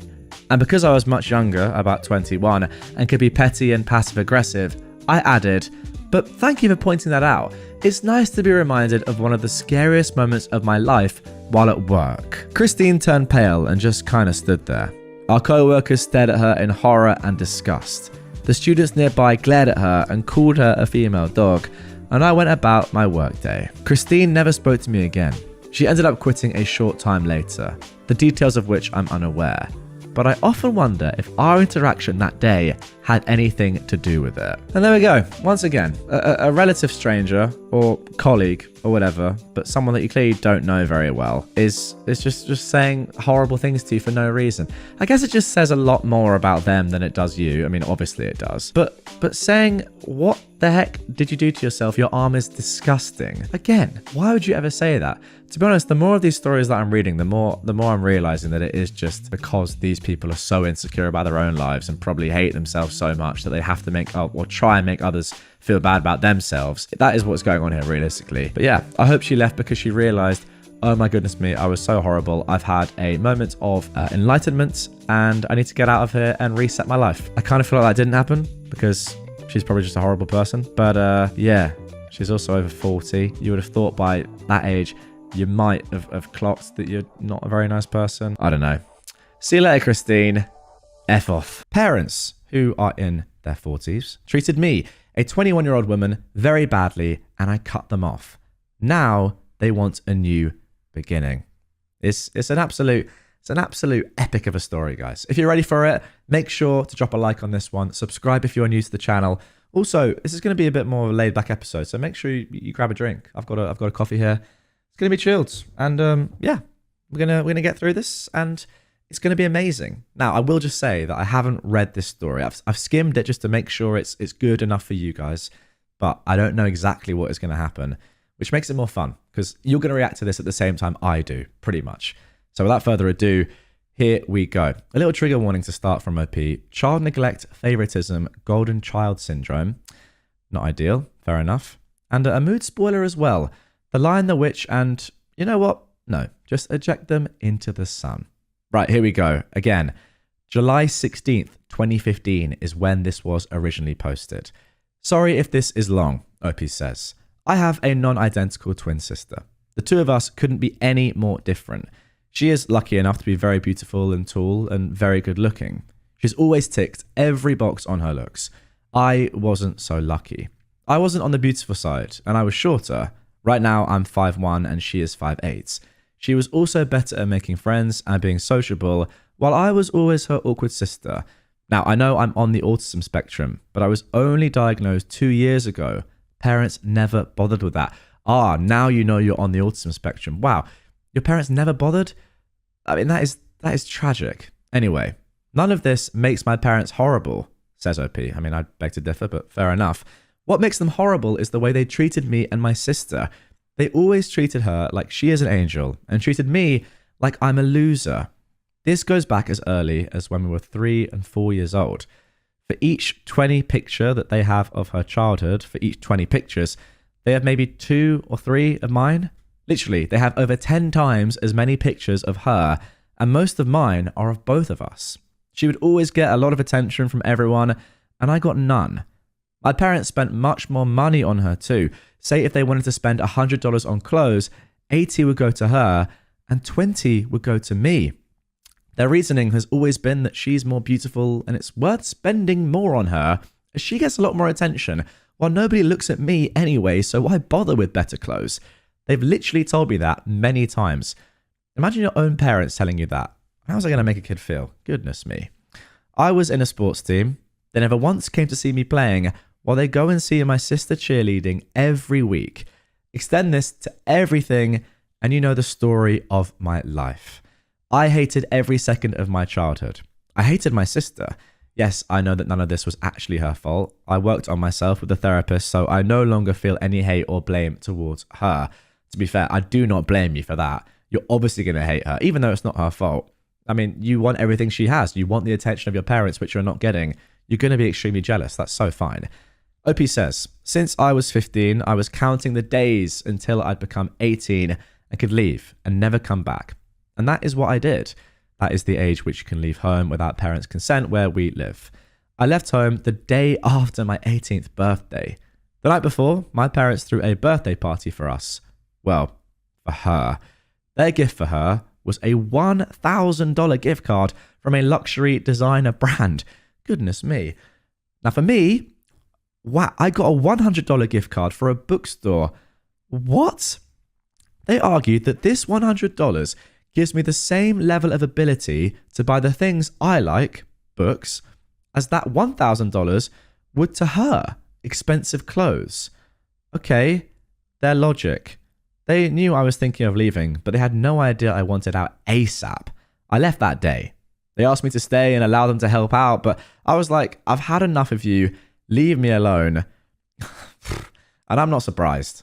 I think as tough as that is, I'd have to do that as well. I mean, nobody wants to be forced out or have to leave their house as soon as they illegally can because their parents are so awful. But in this situation, what is the alternative?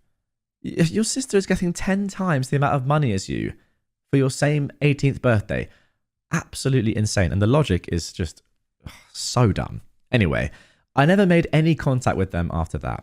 As soon as I was able to, I moved to another city to get even further away, as I hated that city too. They called and texted me for a while, but I never answered or replied, and I changed my number eventually. I also removed them from all my social media. I set it so that if they sent me any emails, it would automatically get deleted, and a reply would come as this: automatically deleted, do not waste your time, and that would be sent to them. That is the current status of things on my side. Okay, there we go. It's a pretty tough upbringing, isn't it? To have this. And yeah, what are you supposed to do? I think you've done everything you can do. It's horrible, but I mean, your parents are a disgrace. They're an absolute disgrace. Now, I will say that obviously this is gonna I don't want to say exaggerate or get a lot worse, but I will say that having had a little skim, what is to come is genuinely mind-blowing from these parents. Like, you think they're bad now, guys? Have some patience. They are awful. Let's carry on. 2 days ago, my dad sent me a message on Facebook. My initial instinct was to delete it, but I opened it and I started reading. This was the first message in months from them. He explained that he understands that they were not good parents and they did a lot of wrong, but maybe we can start over. He asked if I can come over for dinner at some point so all of us can get to know the new each other better. I haven't responded. I don't know if I should give them another chance or just delete this message and don't look back. That is a conundrum. And not one that I'd want to be in. Because, again, as I say a lot of the time in stories like this, no matter what's happened before, these guys will always be your family. And for that reason, I think just biologically, you're going to want to, have them in your life. But is that the right thing to do? I honestly say probably not. Right, let's get into some relevant comments. Lordika, a commenter down below on the original post, said this: what do you want? Do you long for a repaired relationship with them, or are you happier with them out of your life? Great question. You might explore your options with a therapist. Remember, if you aren't ready now, you can always respond with a maybe later, I'll be in touch. Very, very sound advice there from Lordika. OP replied, I wanted a good relationship with them for many, many years. When I was growing up, every night I prayed for them to become nicer to me and like me for who I am. But that was 3 years ago, and my world is much bigger now. I'm thinking of talking to my therapist about this. How sad is that? I mean, jeez. Then somebody else said, my first thought is maybe your sister needs a kidney. Oh my goodness. Yeah, I mean, I don't know if you guys remember. Those of you that have been around for a long time on my channel may remember. I think I'm right in saying I read a very similar story to that, in which someone actually did, after years, get in contact with a family member, acting all nice. And it actually was because they needed a kidney transplant. And I can't remember if it was a brother or a dad or son, but they were obviously the best match. Unbelievable. But yeah, OP says, to be honest, that came to my mind at first when I was reading the message. It's tough. I mean, so tough. And then someone else said, did you not have grandparents or aunts and uncles who tried to tell them that they were being unfair? I have 3 daughters, and while I have probably done birthdays where I didn't spend the same on them, they at least got what they asked for. Parents aren't perfect people, but my gosh, your parents need a kick in the pants. I do think that is something that you learn as you grow older, that your parents are also humans. Like, I'm at the age now, 25, where I could feasibly be a dad.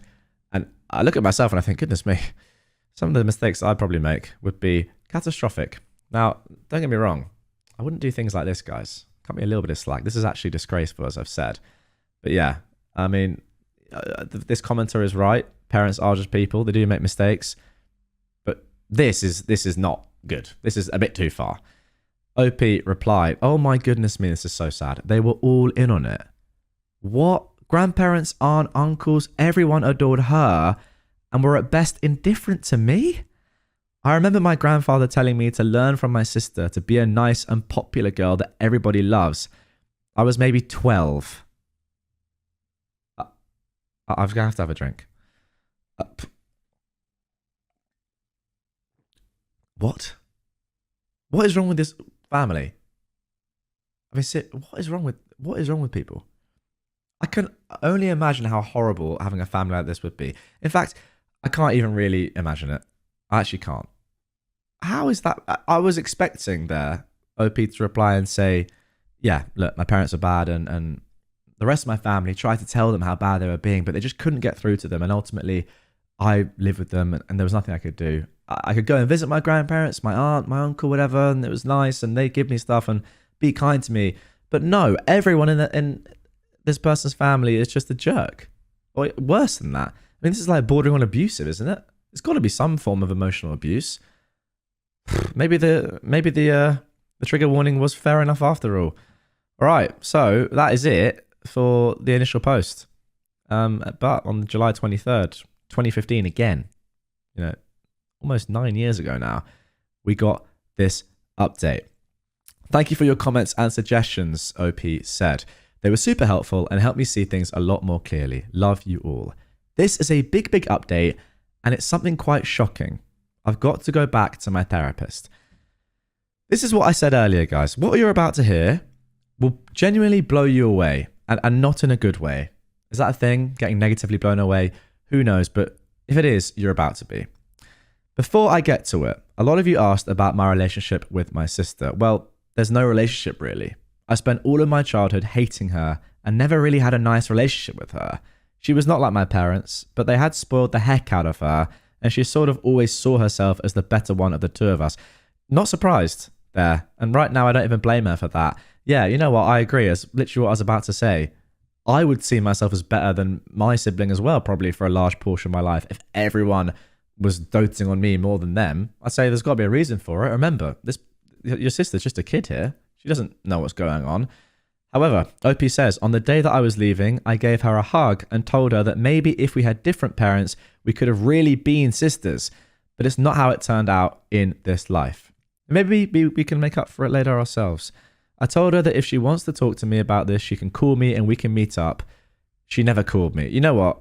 I don't really think that surprises me, but I have to say massive respect, OP, for being that courteous and selfless to not like massively blame her. I'm probably not sure I could. As it appeared from the last post, I went to talk to my therapist about this, and she suggested that I can initiate some conversation and see how it goes. Based on her assessment, she was happy if I wanted to go and see them. I just need to understand that there is no obligation to go or stay. Good. OP replied to their father's message with the following. Hi, Dad. For us to ever have a chance of seriously starting over, you owe me an answer. Why? Now, I expect an honest answer, OP says. No, why what? No, come and let's talk in person or anything of that sort. Just give it to me straight. Believe me, I can handle reading it if you can handle doing it. If you're not willing to give me that, then I'm not willing to start over. He came back to me the next day with a long message explaining why. Let's get right to it. Now this is the part that I've been talking about the entire time. This is going to shock you. My dad told me that him and my mum wanted a child, and only one child, as they didn't have the resources and energy of having more than one. They realized that we're twins. That screwed up everything and actually made them sad rather than happy. Brutal. They decided to give one of us up for adoption. They looked around and even found a couple. In case you wondered, I was the one they decided to give away because I was smaller and my eyes weren't blue. Yeah, that is how you decide which one of your kids to keep. They arranged everything, even took me to go and see them. I presume the couple, yes. But that couple bailed out before signing the papers when they saw me and my sister. Their conscience couldn't handle separating twin sisters like this. After this, they looked for... actually, I was a bit surprised there. Some sane people, apart from OP in this story. Took me back there. But yeah, obviously, they couldn't handle separating twin sisters. Who would do that? I mean, nobody would do that at that age, apart from, for some reason in this story, their actual parents. Ridiculous. After this, my parents looked for some couples and nobody seemed willing to adopt one of two twin sisters. I wonder why. They entertained the idea of putting me into foster care, but they couldn't live with themselves if they did. What, so they can live with putting you up for adoption, but you're not allowed to go to foster care. Okay. I think that says a lot. Stranger couples who so badly wanted to adopt a child couldn't be heartless enough to separate twin sisters, but their frickin' parents wanted to do it. It's beyond me. Exactly. So they had to raise me themselves, and they didn't enjoy it at all. In their minds, the fact that they didn't put me into foster care was a favour in itself. Right, okay. More than what I apparently deserved. And that is why they never cared to do more for me. Their full-time resources belonged to my sister, and the small part of it that got to me, they saw it as me taking what's my sister's away. That is how they saw me. No wonder my childhood turned out the way it did. I just can't believe what I'm reading. My dad said that deep inside, they always knew what they were doing was wrong. Okay, but they could never step up and do the right thing during this 18 years. Why not? Well, they thought that changing the dynamic would negatively affect my sister, as she's now used to being offered more time and resources, and I'm used to not getting it. So making it more equal would be a luxury for me and a pain for her. They thought that's not fair for my sister to be in pain for the sake of my luxury. Again, their logic. I don't even know what to say to that. Me neither. Again, just absolutely bamboozling and just so stupid. Let's get an IQ test done on these guys, by the way. I mean, what are we thinking? Comment down below. I'm going to go for like 6 or 7 maximum. Maybe 5. It's got to be around that sort of number. Ever since I left, Mum and Dad are having trouble. My sister is off to college and they're alone now with all the time in the world to think about what they did. They've been to marriage counselling, and according to him, that has helped them see everything clearly now and see how cruel they were to me. Well done, guys. Oh, I just knocked over my deodorant. But anyway, well done, guys. You needed marriage counselling to tell you you're abusing your child. Idiots. Confirmed. He says they want to start over and make up for all of it if I'm prepared to allow them. I don't think you should, OP. I think this is getting ridiculous. This is quite shocking for me. This explains a lot about why my childhood turned out the way it did. I'm going to be honest. I wish they'd given me away for adoption. I really, really do. I could have been with adoptive parents who really wanted me, rather than with my biological parents who never did. I still don't believe that they have changed, though. This can be the result of my sister, their golden child, being away and not spending as much time with them, and then trying to replace her with me. Yeah, I think you're absolutely right. I'm sure that is what's going on here. I don't want to do that at all, but I don't know. I've got to talk to my therapist. So, guys, please give me your opinions again. You guys were so useful to me last time. Your help means a lot. Right. That's it. Crazy. Absolutely crazy. Let's have a look at some of the comments down below. I'm going to sort this by top, so that these are the most upvoted comments down below. And this is the sad part about this entire story. This was posted just a day ago on this subreddit. What subreddit was originally posted on, I'm not actually sure. But you know what, let's find out. Let's find out. What subreddit was it originally posted on? r/relationships. Not surprising. That is why it's in the title of this episode. But yeah, as you can see, if you're watching this, 9 years ago, and brutally sadly, there's somehow not an update to this. This commenter has said, there's no way this is over. There'll be more. Then sees the date, July 2015. No, I need to know how it went. And yeah, I agree. Bringing this to best of Redditor updates now is so cruel. 8 years have passed. 8 years ago. Someone else has said, it says something about the parents that they wanted to give her up and thought she was stealing from her sister just by existing. It says more, though, that they didn't feel bad about it until 20 years later when they had nothing to do but think. And again, the only way, for some weird reason, that this kind of, I don't know, that they understood what had been going on was by going to a therapist. I mean, how is that possible? I just don't really know what's gone on here. It shows that they shouldn't have been raising any kids. I agree with that. Kids having a fair list of opportunities, love, care, resources would never be taken away from the other siblings. I agree. I dread to think how these people would have treated the original poster if she required more care than a usual child. Oh my goodness me, great point. They sounded more than happy to keep just letting the poor kid suffer while seeing her sister get 90% or more than her. And every adult in her life acts like that's normal. I really, really hope she told them off and didn't go back to them. They don't deserve it. And I agree. But sadly, guys, again, as the first commenter said, we don't know. We don't know, which is just such a shame. I guess, like, maybe you could argue that is one of the bad things sometimes about this subreddit. I mean, the reason I like it so much is that you often have, you know, conclusions to stories. The stories are finished and you're not left wondering what happened next. But on this one, you are. I don't know. Get in the comments down below. What do you think? What do you think happened? What do you hope OP did? What do you think OP did? Because who knows? They might be different answers. I hope they're not. And I just hope that, yeah, OP understood. And I feel like she was getting there, that, you know, maybe it really is just because my sister has left the house now and they're left wanting some attention from one of their daughters. I don't know. They'd obviously rather it be your sister, but, you know, you're about. Let's get in contact with her. Fill the void for a few years before hopefully our other favorite golden child comes back. I don't know if she's gone to college or whatever, but yeah.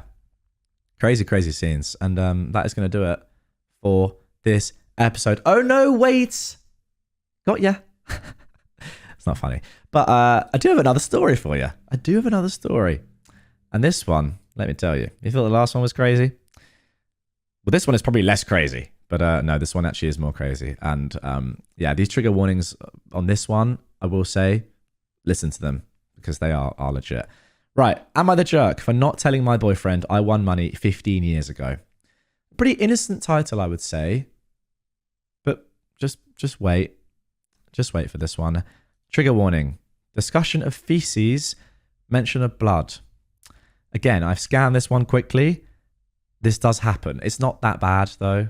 I wouldn't be triggered by it. But again, just word of warning. Mood spoiler.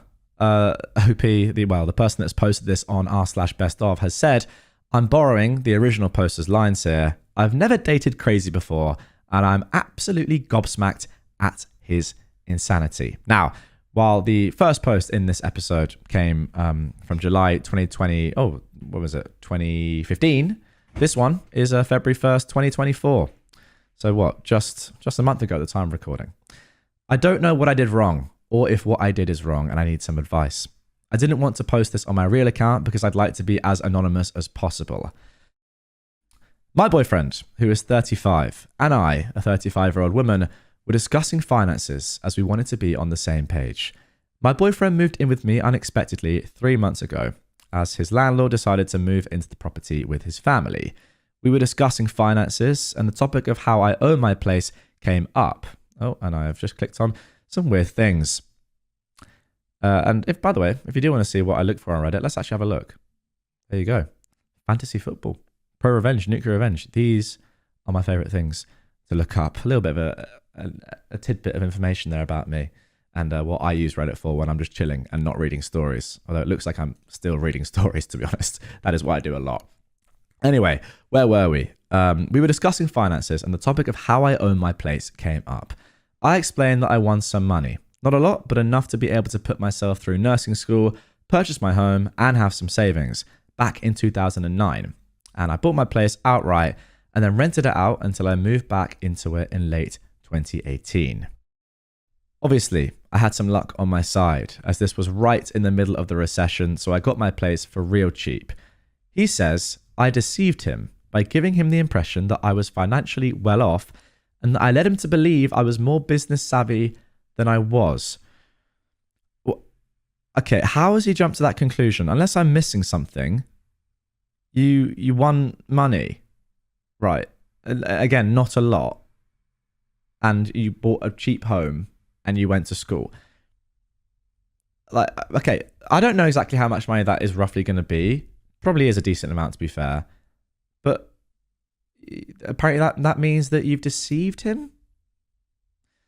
I don't know about that. I don't know about that at all. Anyway, let's carry on. I don't know how I did that, OP says, because I literally work as a nurse, make decent money, fully own my home, fully own my car, have decent retirement plans and decent savings. I'm fairly certain that I am financially better off than most people I know. Okay, he says that he can't trust me anymore and that he was stupid to have listened to my financial advice. But the thing is, I never gave him any, except for telling him not to buy a car, that was, in my opinion, unreliable and much too expensive, which, let's be honest, is pretty reasonable and obvious advice. OP asks, did I deceive him by not telling him how I got myself financially stable? FYI, we've been dating for almost a year and a half. No. You just got some money. Why do people need to know how you made your money? Like, it sounds to me as if you've got a very reliable job and you're in a great spot. If anything, I'd be happy about that as your partner. So, you know what, fair play. Like, you've got your house outright. You've gone through nursing school. You're a qualified nurse. You're doing well. You're chilling. You know what you're doing. You clearly have a good relationship with money. Why does it matter how you earned it in the first place? Also, the first lump of money that you get is always the hardest bit. Once you have, your house, a mortgage, you've got your job, you've been through school, you've paid off debts or whatever, money surely then becomes less important in that exact moment. Like what more do you need than a solid job and a house? And you have those two things. Why do you now need to be earning loads of money and be really financially savvy? I don't really see why you'd need to do that. It's very, very weird. Surely you can just be happy for someone that they have a house. I mean, nobody my age, apart from like 2 people that I know, has bought a house or owns their house outright. But no one owns their house outright, that's for sure. So I'll just say fair play. This is great. And keep it up. You're doing a great thing no matter how you got the money. Like, does that also mean that sorry, I know I'm rambling, but if someone gets a lot of, inheritance money, that, actually that money is kind of, not yours in a sense that you didn't earn it in the right way, and therefore you've actually gone down in my estimations because the money wasn't earned by you. Again, no, I don't really care. It's also not deception. It's just, what a weird word or weird take to have on this. Okay, editor's note here. Edit. I just had, the editor of who's put this up on Best Of has said, all these following edits occur in the same day within 8 hours. Okay, so OP edited this and said, I just had another very weird conversation with him and I honestly can't wrap my head around it. Yeah, so he's definitely a gold digger. Okay. He asked me how much I have in savings and seemed impressed with how much, and then said maybe he reacted too aggressively. Then he asked/told me that he still wants the car I advised him not to get. He hinted at me getting it for him as a birthday present since it's his birthday in early March. I'm definitely dumping him. I'm going to wait till my 2 sisters and my 2 brother-in-laws can come over before I break up with him in case he reacts crazy. That's not great. You don't want that. Being in a relationship with somebody that you have the potential, or you can see the potential for them to go crazy, that's a bit scary. Edit 2. He's jealous and also resentful. He is ranting about how he would have tripled the money if he had won it. You're meant to be in a relationship with this person. What is he doing? Edit 3. He's saying that my money is wasted on me because I don't make it make money. Apparently, I should have been investing my savings in high-yielding stocks and other stuff. FYI, I do get financial advice from a financial advisor that I trust, but I'm a risk-averse person, so I'd never invest it in the manner this idiot is telling me. Sure, the chance to get a lot of money is there, but so is the chance to lose it. Exactly. And also, the main point is your money. And it sounds as if you got a lot more than him. Doesn't matter how you got it in the first place. Now, an idiot who got the amount of money you did would not have put themselves through nurse school, would not have bought a mortgage on a house or paid for the house outright. They would have bought an unreliable car that's really overpriced, and instantly, the moment you buy it, would lose a load of value. Let's be completely honest. I don't know why this guy is chatting so much. You know what I mean? Ridiculous. Edit 4. He's now in a crazy rant because I suggested we take a break from this argument, as I don't want to ruin my few days off. My God, I can't believe how he's behaving. He thinks he's so clever, but I'm thoroughly disgusted. Oh, it is absolutely over between us. Edit 5. Okay, so I understand him better now. Okay, this is interesting. My house / the property it's on is what led him to believe I was much richer than I am. He assumed I was loaded. So me telling him I actually got lucky angers him. Then, when he found out how much in savings and assets I have, he perked up and had a change of mind. He's now telling me that with just a quarter of my money, he can show me how to invest in the stock market and make real money. Oh, he is genuinely deluded. Okay, now I do just want to say that I think that this is probably not worth saying, but you guys know this already. If you do have a lot of cash, it is obviously, and this is not financial advice, obviously, but this is just like common knowledge. It is good to put that money to use in some way rather than just letting it chill in a bank account and lose value over years. So the general principle, the point that he's making is a fine one, but that's with your own money. And if you want to do that, if you're a risk-averse person, there's nothing wrong with just leaving it in a bank and having it there. I mean, look, we saw in the recession when OP, used the money to buy a house for cheap, that having liquid cash there was great. And if you had invested into lots of other things, the stock market, property, whatever, you lost a lot of money. So if you want to be completely safe, that's what you do. Obviously, it is probably advisable to invest some of your money in something and not have it all in cash, but you've also purchased a house. That is literally investing money. I don't really understand what this guy's doing. The main point being that it's not his money, so why is he trying to, chat load of wash? But anyway, that is it for the first post. Some people asked down below, how long have you been together? Were you together when you won the money? They've been together almost a year and a half. I didn't even know him when I won my money. Right, now, let's get into an interaction here between a Redditor down below and OP.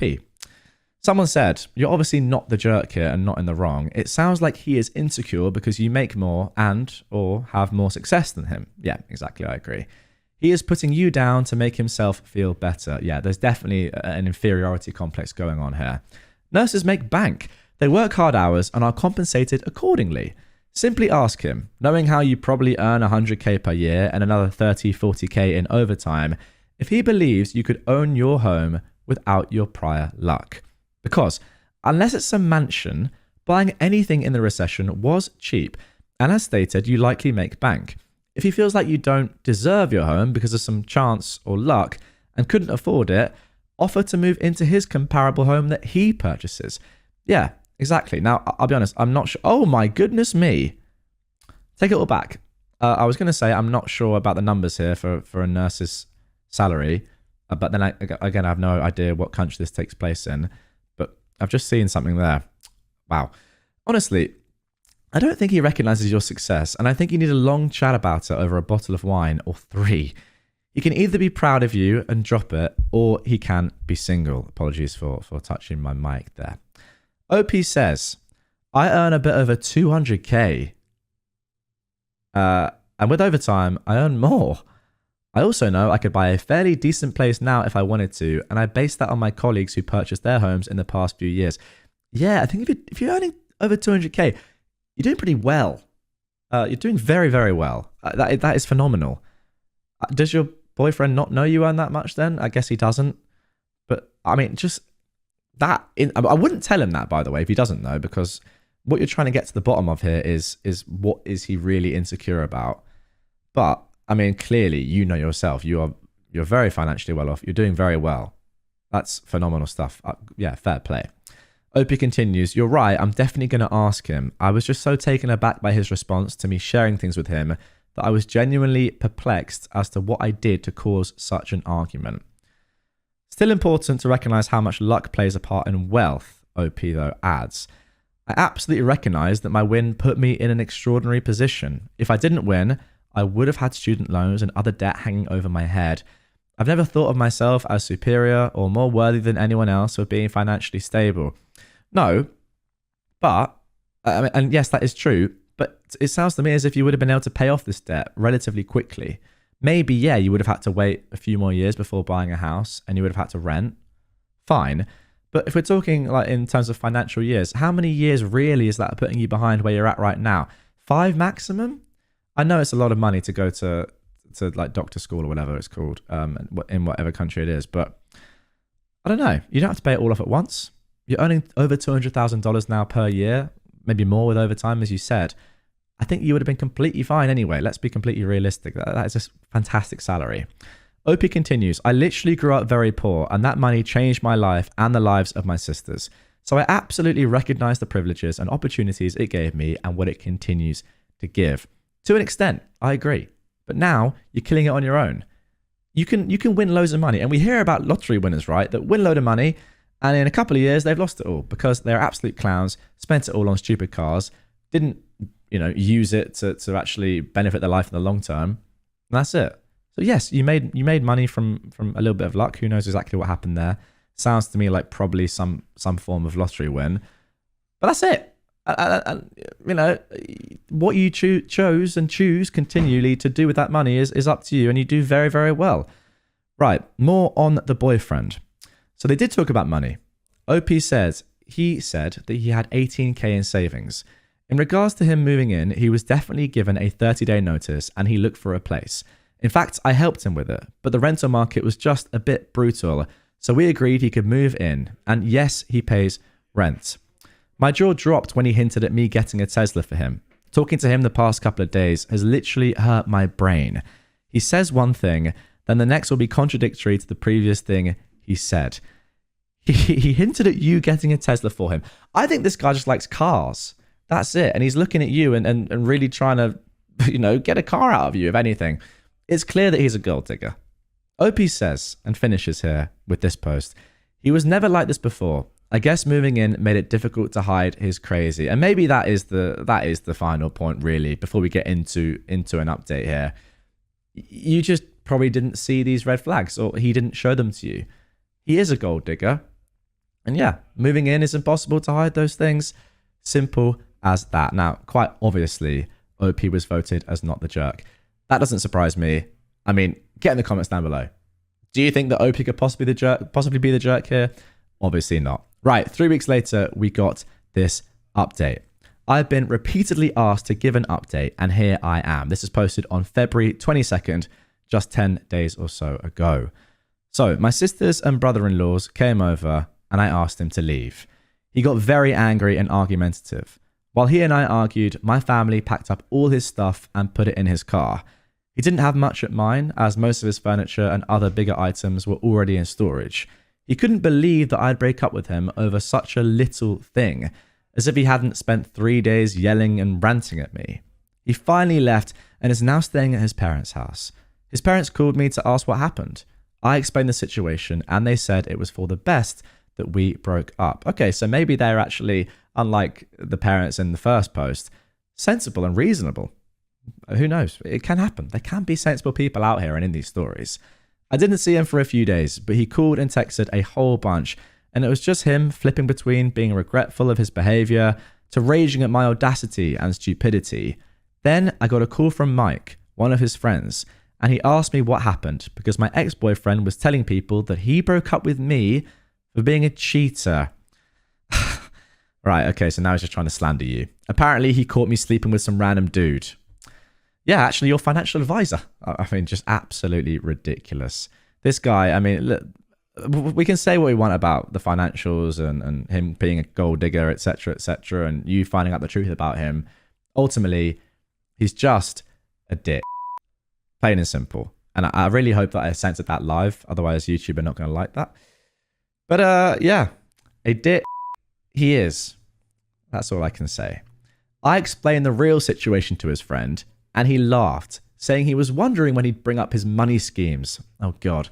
So we had a long chat, and he told me how my ex had recently lost a lot of money in trading, and that's what had him stressed and anxious. It's also what pushed him over the edge. Apparently, he was angry with me for not taking the same risks that he takes. He complained to Mike about me being a risk-averse person. Mike told me to move on and to change my locks because my ex apparently had a history of being nasty when dumped. He was right, because a few days after that, my ex broke into my house. And here we go. This is the reason for the feces trigger, guys. Took a poop on my kitchen counter.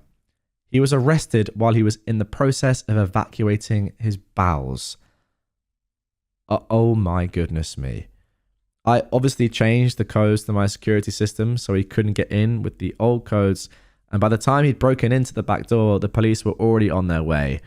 He tried to tell them that he was my boyfriend and lived in the house, but what resident breaks the back door of their house and bleeds over the entire hallway, then takes a poop on their own kitchen counter? He spent the night in jail and was bailed out the next day by his parents. They called to apologize and I told them to never contact me again.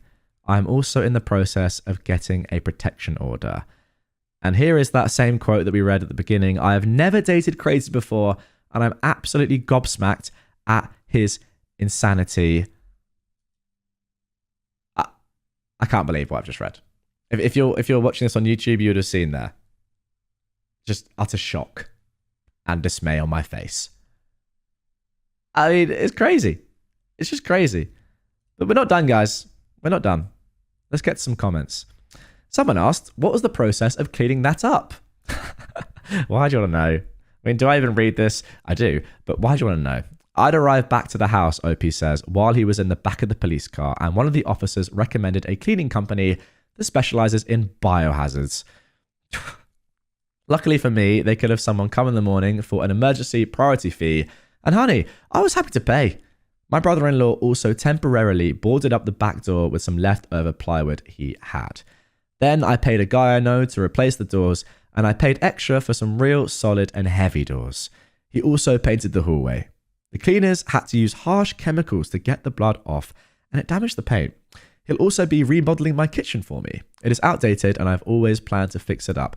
If there's ever a good excuse, in my opinion, to remodel your kitchen, it's your ex pooping on it. Jeez. Honestly, didn't even go in the house. I saw what I needed to on the security cameras. I was too devastated. The cleaners, though, did do an excellent job. There you go. There's always a silver lining, isn't there? That is one thing. Some more info on the forensic cleaner. God. I had to call them. I called them up and explained that I needed cleaning of bodily fluids, the blood and stool. They agreed to take me on and could have the team arrive in the morning. The cleaning company specializes in forensic cleaning and biohazards. They're an independent company and do not work for the police or the government in any way. I paid just under $2,000. Oh my goodness. This included the cleaning fee and the emergency priority fee.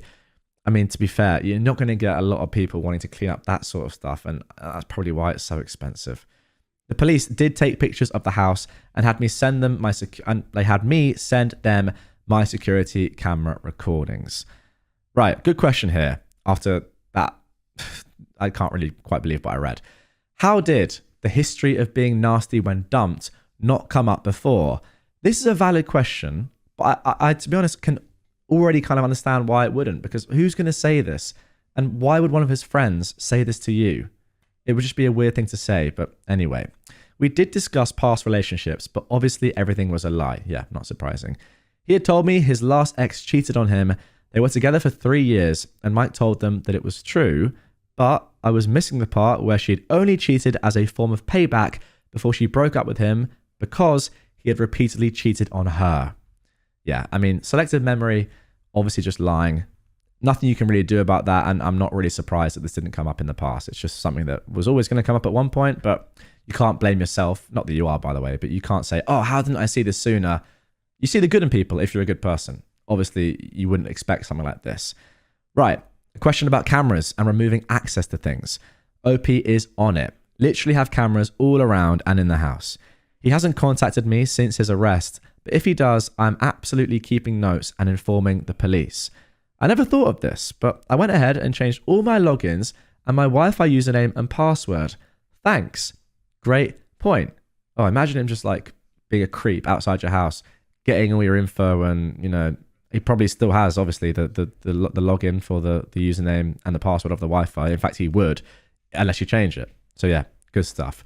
Someone asked, where did the blood come from? God, that is the last question. When he broke down the door, he also damaged the glasswork it had. The glass obviously shattered and it sliced up his hands and forearms.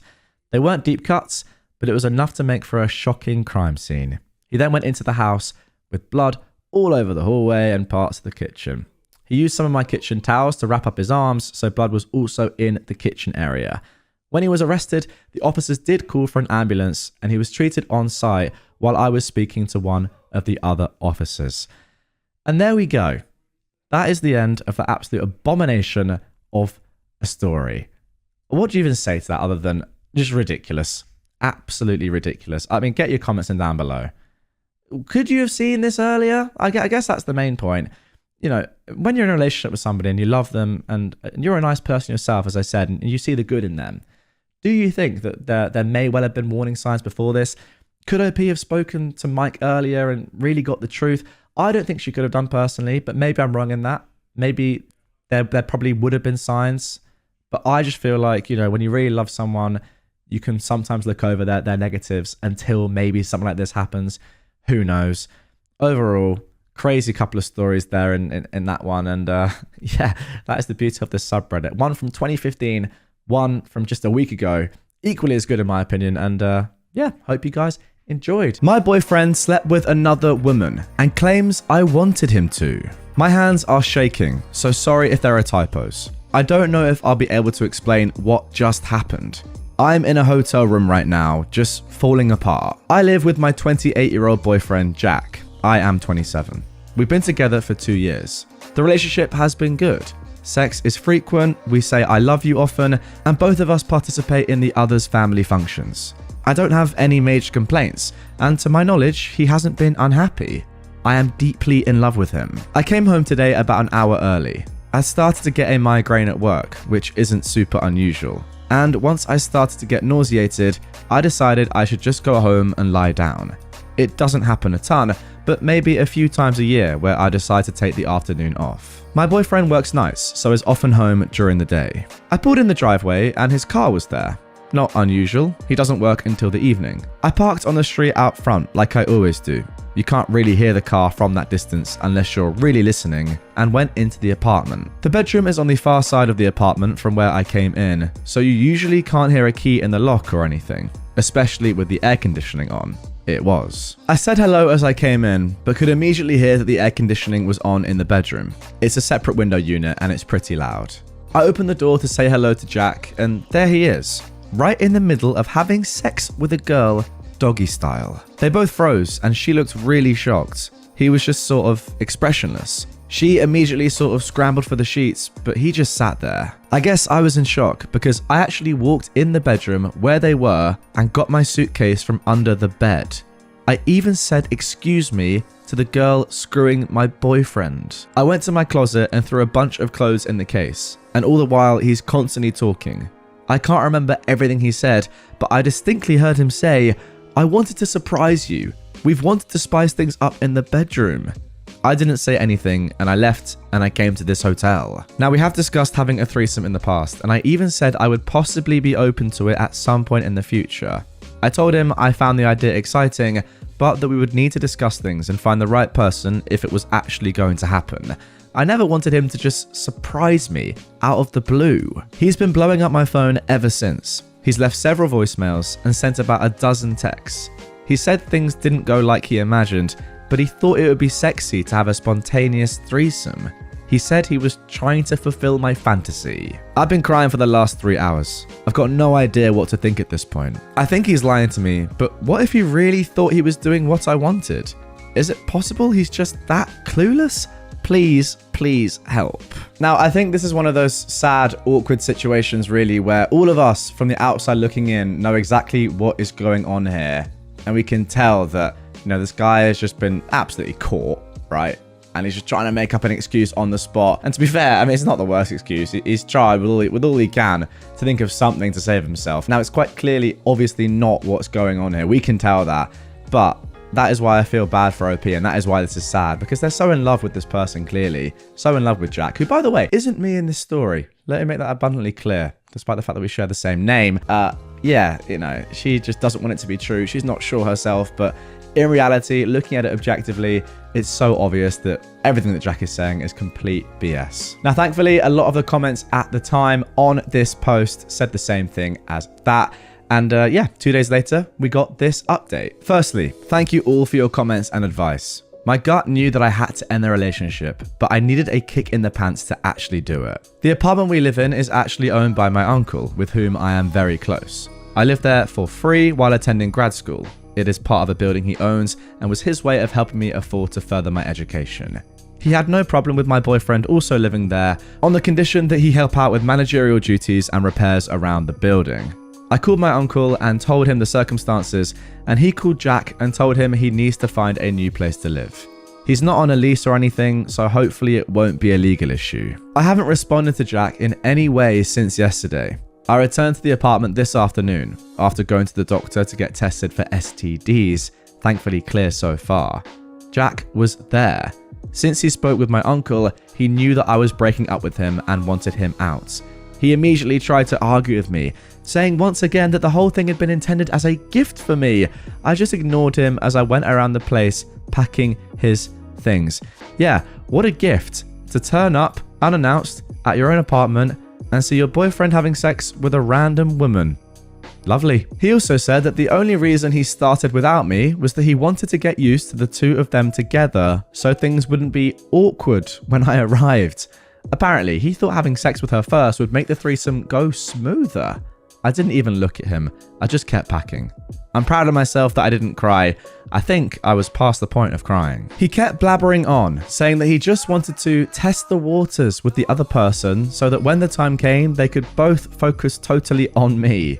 The final straw was when he said that I was being totally unreasonable and ungrateful for the effort that he was putting into our sexual relationship. I stared at him for a minute and then I just started laughing. I couldn't control it. I must have laughed hysterically for a full minute. He got angry but finally shut up and stopped trying to justify himself. I asked for his key and then told him to leave. I said that he could call to arrange a time to come and pick up all of his things, but not to contact me for any other reason. His parents live in the same city, so I know he has somewhere to stay. He left looking pretty forlorn. I didn't ask how long he'd been cheating on me. Just knowing about the one incident was enough. He's obviously not the person I thought he was. I don't feel like I even know him anymore. I'm still sad, but I'm going to be okay. There's no way I could keep someone like that in my life. Thanks again for all the encouragement and motivation to end it for good. I knew the truth in my heart, but I needed to know I wasn't crazy. Well, what a start to the episode. I'm not gonna lie, I wasn't expecting to wake up today and read a story in which a cheater, when caught, said, I was only cheating so it wouldn't be awkward between us. Wow, I mean, what an excuse. But there you go. Now, this story was actually posted in 2014, almost a decade ago now, in June 2014. So there's not going to be any updates to this one. I just hope that 10 years down the line now, where we are, OP's having a great time and has found someone that doesn't make stupid excuses like that. All right, without further ado, let's get on to our second story now. This one is mental. I am a 26-year-old woman, and my best friend, who is a 23-year-old woman, might be in love with my husband, who is 26 as well. Where do I go from here? I'm posting this on a throwaway because my husband stalks Reddit. Also, I know he isn't cheating on me. He's at home more often than not, and I have full access to his electronics, as does he to mine. My husband and I have been together since we were young teenagers. We got married last year and have a 6-month-old daughter together. She is the light of both our lives, as we both came from broken homes and want a better life than we lived growing up. My best friend came a few years later. We used to live in the same neighborhood and casually began to hang out. She lives with both her parents and siblings, and she is studying to get her bachelor's degree. At first, she didn't like my husband. She said that he was clingy and tried to insert himself into our friendship. What the frick? She was civil to him because he was my romantic partner. For context, my husband is bipolar type 2, autism and PTSD, and it causes him to be a little socially awkward and miss certain social cues and taboos. I love him regardless of it all. Over the last few years, we've been hanging out a lot more. She comes over for a few drinks, we go to movies, and even visit local attractions together. All three of us have a good time, and my husband does try to make nights for just the two of us, often too. However, last year my husband and I found out we were expecting a child together in January. I was working and fell ill because at the time I was working at a fast food place. I threw up and went to the doctor. Come to find out, I was 8.5 weeks pregnant. My life changed and I'd become more busy to get myself ready for motherhood. My best friend saw me less and less and we couldn't talk as much. My husband and I got married almost a month and a half after discovering we were going to become parents. That is when our dynamic changed.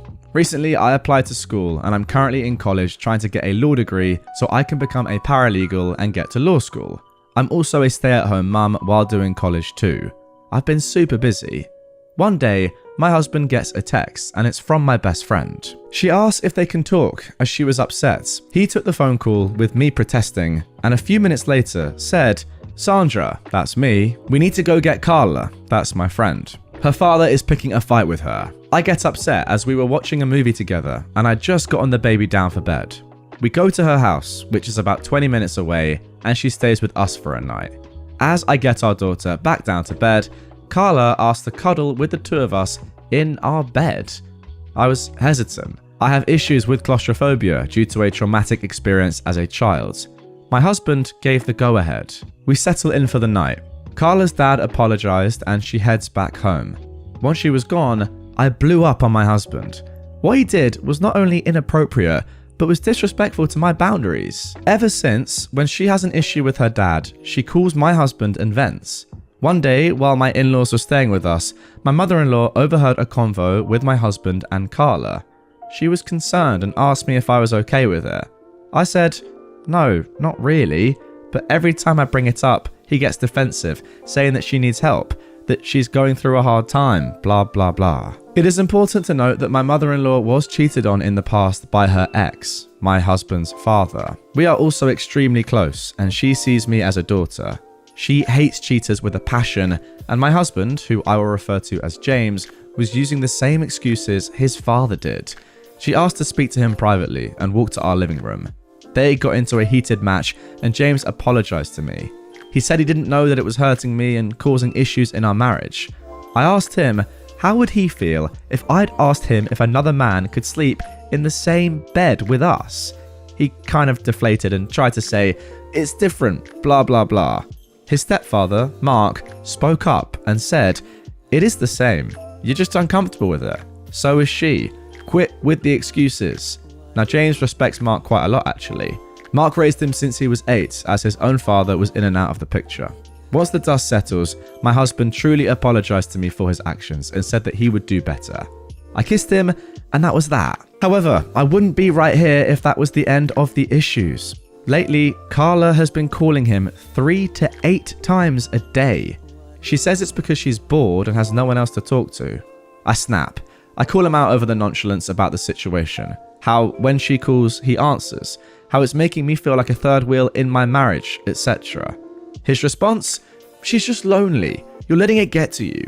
That night, I slept in the living room. I'm starting to suspect that she is trying to monopolize his time. She calls him for over an hour each time. They talk, she complains about her life, etc. Almost like she's his girlfriend or something. I'm starting to find this relationship troubling. It's getting to the point that it's affecting my marriage. Where do I go from here? Any advice would be appreciated. Okay, and that is the end of the post, but we do have a few edits from OP. First of all, thank you everyone for the feedback. I'm gonna have a talk with him, with his mum involved. He won't listen to me if I don't. Wow, that's a serious red flag right there. He's only gonna listen to the points you're making if his mum is in the same room? That is weird. OP continues, I'm tired of fighting him over this. I should have an update with a resolution in a couple of days. I'm going to read everyone's responses more thoroughly. Thanks for the advice. Now, edit 2. My husband and I had a sit-down talk. His mother and stepfather weren't available. He promised that he would explain everything in detail. I called Carla and she said that we could talk Friday when she wasn't busy with school. She had something she needed to air out. I'll have an update on Friday, hopefully. Edit 3.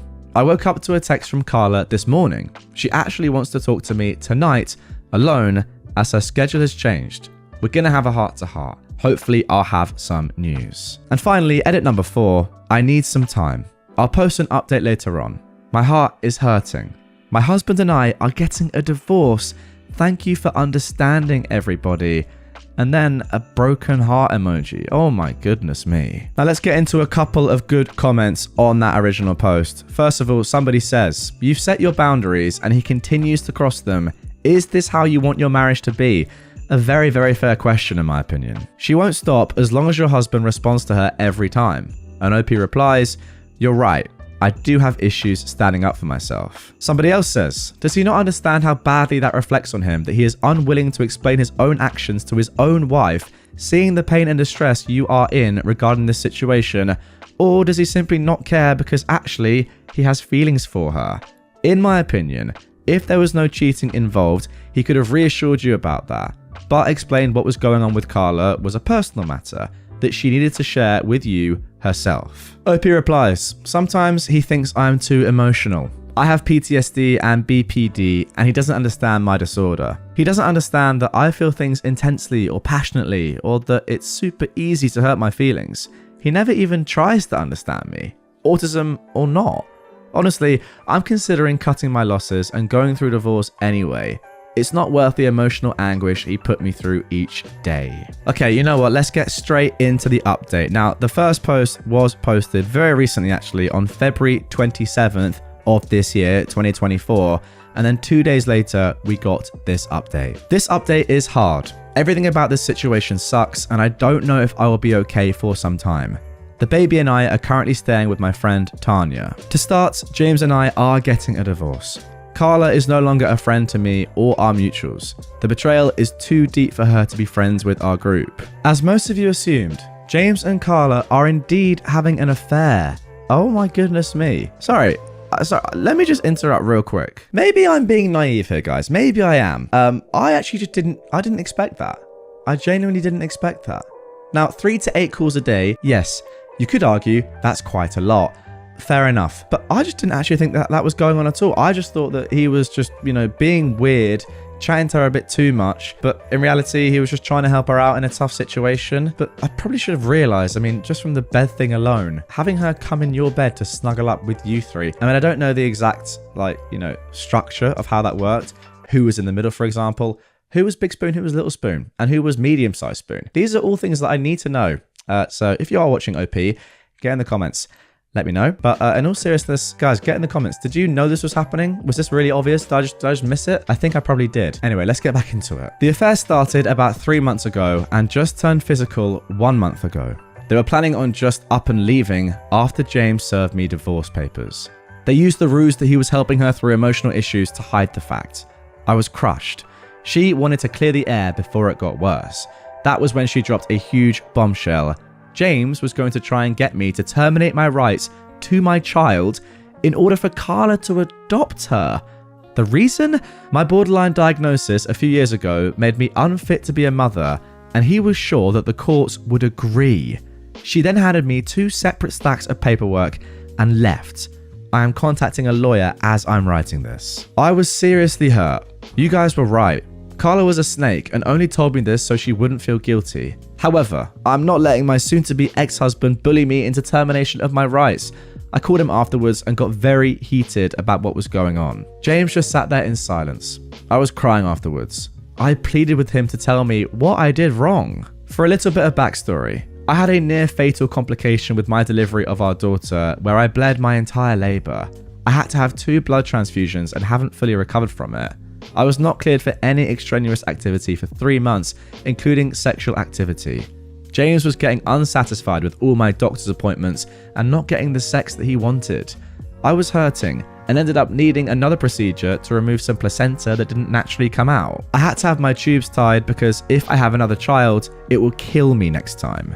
James wanted at least 2 more kids, and this put an end to his plans. I married a monster. We were together since we were 15, and this is how he repays me? I thought I knew him. He was acting so caring and nice to me. I am absolutely heartbroken. I'm not even sure if I'm going to update this anymore, but if I do, it'll be after the divorce settles. Thank you for all your concerns. I'm going to step back and take some time to adjust. There's no chance for a healthy co-parenting situation.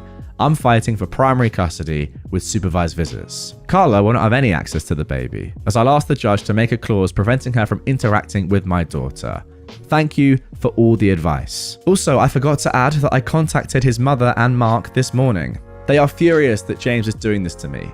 They are helping me foot the cost of a lawyer because I'm a stay-at-home mum and college student.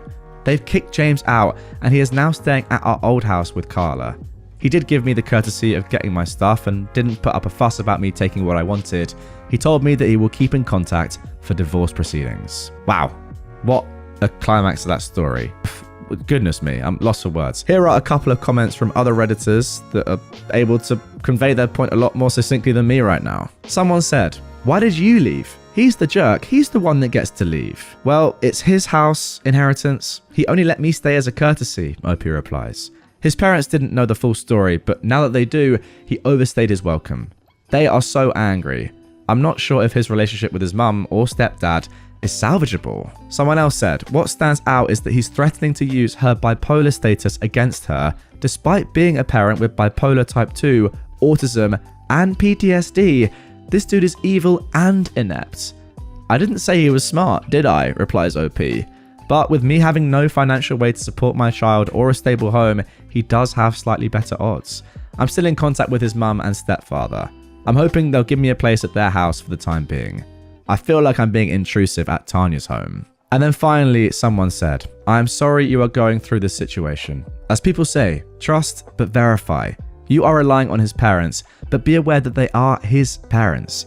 You need to have a support system that doesn't include them. OP though says they have no one else. My family turned their backs on me. I have no family members who can help. Well, there you go. I did warn you guys in the intro this was going to be a pretty sad episode, but my word, that is just devastating. What an ending to that story. The one thing that I just have to say, right, and I'm not married, I'm single, and I do think to myself, how can you go, right? So, surely you think you know someone, right? You guys in this story were together since, 15 years old, you said? You met at high school. You're now 26, so you've been together for 11 years. And after all that time of you thinking that this is going to be the person I assume that you're going to marry, be with for your entire life, they do something like this to you. Like they flip on you this much when you nearly die having your child. I just don't get it. I just don't understand how you can not know someone to this extent when you've been with them for 11 years. It's just very worrying, concerning, because I don't know how you could ever trust somebody. Reading stories like this makes me think,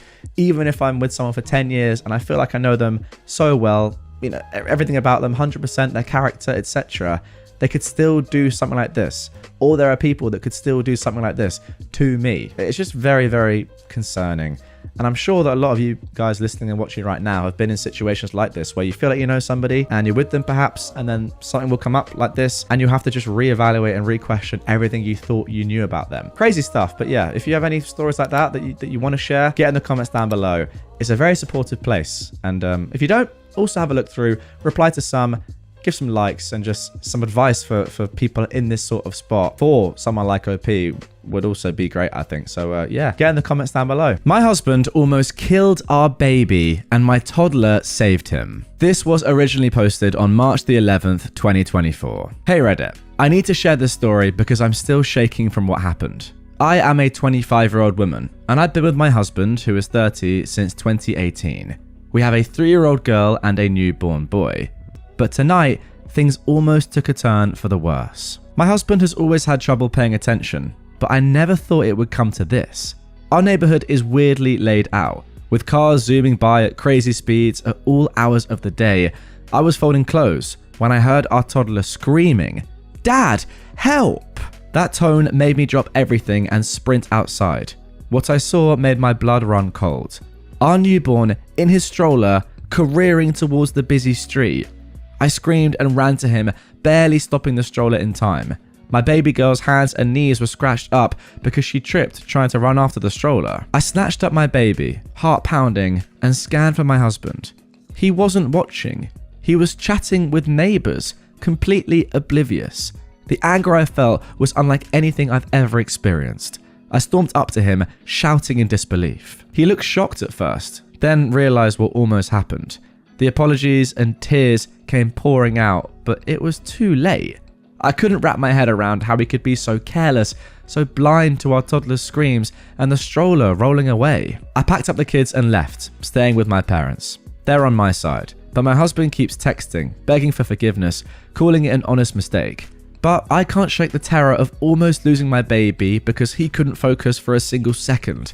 My baby girl got hurt in the process as well because he couldn't pay attention. I almost lost my son because he couldn't pay attention. I can't stop crying. I feel so guilty. I wish this all never happened. Sorry it's short. I just want to hold my babies and I can't stop shaking every time I think about it. What if I was just 1 second late? Would I have been planning a funeral? And the reason I left the house instead of him was because I hate that house. I don't feel like it's safe for the kids with all the traffic. And I was right. It's my husband's work house. I can't be running either. I had a C-section less than 6 weeks ago. A lot of people are saying, why wasn't I watching the kids? Well, I was doing their laundry like a parent. He was supposed to be taking them for a walk to have bonding time with them. He literally created this by himself. This has never happened before. How was I supposed to know? And people saying, why didn't I get him checked out? Well, I'm not his mother. He is 30 years old. I'm sick of people acting like I have to parent my own husband while I literally have a newborn toddler and I'm still healing from a C-section that I teared my stitches from when I ran to get my baby. I don't care if it was his ADHD, the court wouldn't care either. If he killed my child, he would have gone to prison either way. Okay, so that is it for the original post. Now let's get into some comments. Someone has said down below, okay, look, he was 100% wrong and I would be livid just like you. However, I'm a little confused of the situation. Like, why was your baby just in a stroller, unattended? Why did the stroller randomly go into the road? Since it sounds like you were at home, is this maybe something you guys normally do, just to have a place for the baby to sit out in front of your house when your toddler's playing outside? Maybe it was a freak accident. I'm gonna be honest, as a mum, most of us have stories of near-death experiences with our kids. We can be naive and stupid and expect a little child to have more awareness or survival skills than they do. When my son was 2, for example, we had a horrible experience with an escalator, and I still have times where I can't sleep because of it. We're all idiots when it comes to parenting, because how can you know until you live it? And seriously, like every parent has one of these moments, unless you're one of those insanely lucky ones.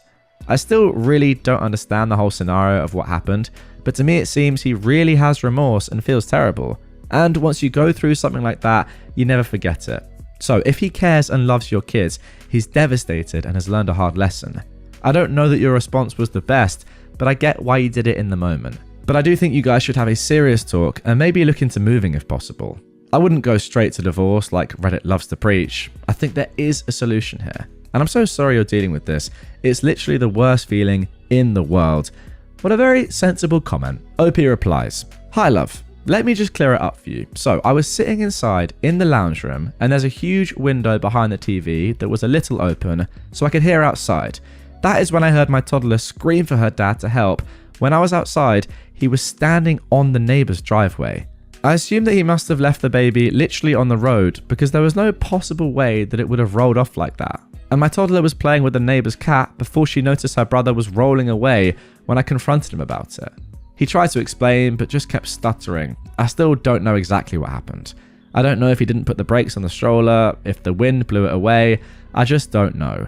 My neighbor contacted me and had asked if I wanted the security footage because his wife is 100% on my side. So I'll probably find out exactly what happened once it gets sent to me. Oh wow, that could be telling." Now someone else also commented, "I want to acknowledge that this is a horrific situation, but saying I don't care if it was his ADHD isn't going to fix anything and will probably only make things worse.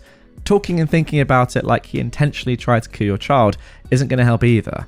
With ADHD, you actually do not register things like this at all sometimes. Life expectancy for those of us with ADHD is actually significantly lower because many of us end up, often accidentally, killing ourselves.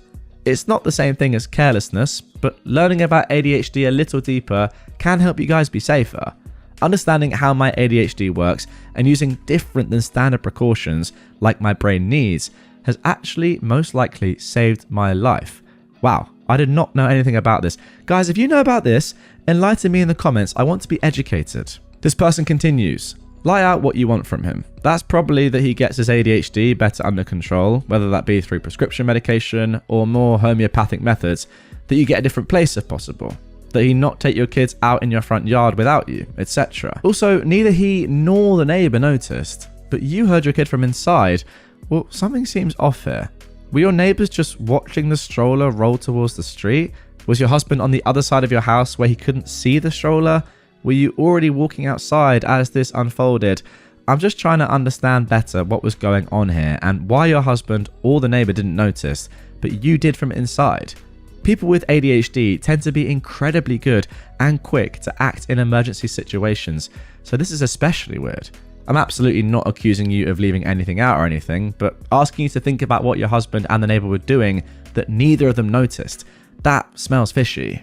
This is of course a horrible situation. I lost a pet due to the inattentiveness of ADHD, but I can't imagine losing or even nearly losing a child." OP replies, "That is why I'm waiting for the footage. It doesn't make sense how this all happened.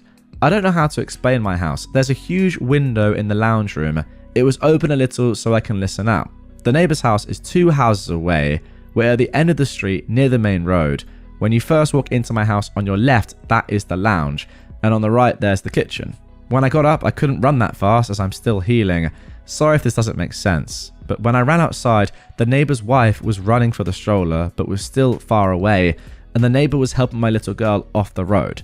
That's all I saw. I'm just waiting for a response from them. My husband, though, was just standing there, hands on his head, doing nothing. Okay, and then one final comment. Somebody said, I freaking screamed when I read what happened.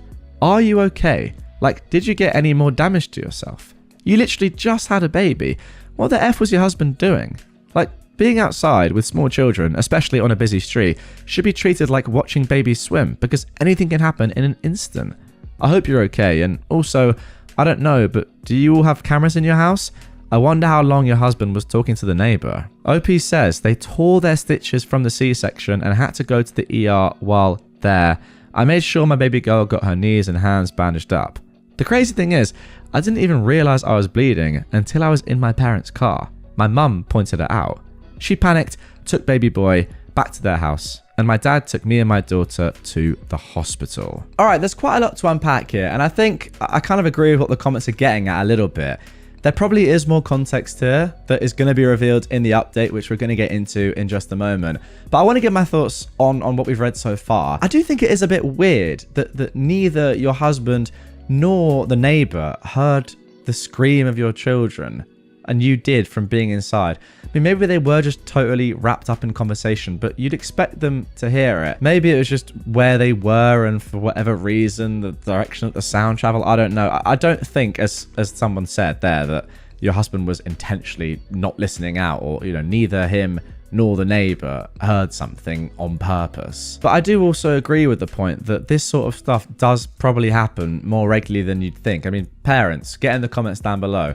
I'm sure the vast majority of you have had a situation like this happen, very sadly, but you get away with it. I mean, I guess it's kind of just part of raising a child. Situations like this that are sketchy are bound to happen. I mean, I know a couple that have happened in my life. Crashing a bike, for example, when I was very young. Now, I mean, that could have gone terribly wrong, but thankfully I only ended up with just like scarring on my face. Actually, you know what? I don't even know if I'm allowed to show... I'm not... You know what's so weird about YouTube? I'm not even allowed to show a picture of me as a child with like scars all down my face, because that's like child endangerment. You know what? I'll just chuck it on my Instagram as a story. If you want to follow me on Instagram, link down below. It's in the description. But yeah, I can't show it on here. But the point is, it happens to every kid. And, you know, you get away with it. Or tragically, sometimes you don't. But I don't think that's like, you know, I wouldn't go crazy on my husband for doing this. It's just a terrible situation. And yeah, I think he'll learn from it. But yeah, those are my thoughts so far. However, 11 days later, we did get this update. Oh, I do apologize, guys. The update was actually 11 hours later on the same day. Here it is. The neighbor's wife sent me the footage, and I really can't wrap my head around it. So, my husband was walking with the stroller, and my toddler was in front of them when they passed the neighbor's house. My neighbor was outside washing his car, and my toddler saw his pet cat and stopped to go and pet it. So, my husband stopped, left my baby on the road, he didn't even bother locking the wheels, and walked all the way up the driveway, not even bothering looking back at the baby. He had his back facing towards him for about 5 minutes before the stroller just suddenly started moving. I think it's because the road is on a hill, or it could have been the wind. My toddler never went near the stroller. It couldn't have been her. The stroller went down the road, and so did my toddler. That is when she started screaming and running for it when she saw what was happening. The neighbor then started running after my daughter when she tripped. He tried to pick her up, and that is when the neighbor's wife's car comes into frame. She stops, starts running back to the way the stroller is coming, and after that you can't really see anything because it's all out of frame, but you can hear all the commotion. And my husband is just stood there the whole time, hands on head, with a blank stare on his face. He didn't even do anything when our toddler was crying from hurting herself. He only started crying when I confronted him. What do? I genuinely do not know what to do. I'm panicking. This was never the life I wanted for my kids. I don't understand why he was just standing there. I've not even gotten a text or a call from him since I got sent the video. It's just been silent. I just can't get the sound of my daughter's screams out of my head. That's the sound no mother wants to hear. I can't explain it in the moment, but it felt like my blood went cold, and I just felt pure fear. I never want to watch the footage again. Well, there we go. I mean, that is all the context we needed, and I've got to say that normally I'd try and give someone the benefit of the doubt here, as I was saying, you know, in my previous comments, that this sort of thing does generally happen. But given the actions of your husband there, I just can't give him any sort of kind of excuse. I can't help him at all here. There's like 3 or 4 different things he's done which are just inexcusable and life-threatening. I mean, first of all, not taking the stroller with you, leaving it on the road. I don't know if you mean, by the way, leaving it on the road or the sidewalk or the pavement or whatever, but I mean, near the road where there are cars obviously passing, on a little bit of a hill, whatever, it doesn't even matter. Leaving your baby unattended. Also, it seemed like you left your toddler unattended slightly as well, but more your baby next to the road or on the road and being turned away from the stroller for what, 5 minutes chatting to your neighbor is crazy. I mean, honestly, I think that is grounds enough for a divorce. I just don't understand why you wouldn't just bring the stroller with you. I just don't. Then after that, the reaction when something is happening, just standing there doing nothing, is also crazy. I mean, that perhaps is a little bit more understandable because he could have just gone into shock at that moment, not believing what he's seeing, but still you'd want more in that moment. I mean, something like this in theory could happen again. It wouldn't, I mean, hopefully wouldn't be, you know, the fault of your husband the next time, but something like that where your child is in danger could definitely happen. You'd want him to react, at least do something, at least chase, I don't know, or at least show some emotion immediately after, not just when you have a go at him for saying, what on earth are you doing? It's mental. And I think the main thing is that I just don't know how you can ever trust him again with your children. Like, you know, say you're at work, he's got the kids for the day. I don't know how your mind's not going over and over and over. Like, the anxiety would be crazy the whole day. I don't know how you'd focus on anything else other than thinking, this man almost killed or caused the death of one of my children, maybe even 2. I mean, who knows? The toddler could have easily gone into the road as well, trying to save the stroller and her sibling. Yeah, I don't know. I think it's a crazy thing to say, but given what we've seen now from the footage, I think you've got to leave this man. Let me know if you agree in the comments down below. Maybe I'm being too harsh, but I'm just not sure how you could ever trust him again. Okay, now moving on to our second story of this episode. Would I be the jerk here? My niece wants my wedding dress, and I think I'm going to refuse. I married 30 years ago and was lucky enough to have a custom-made dress. I was very thin at the time, and the dress design I chose was not typical 90s. Think more Regency-style dress. I stored it away and carried on with life. I was blessed with sons and 1 daughter. I'll be honest, my daughter is a totally different body shape to me, and I realized when she hit puberty, she would never wear my dress.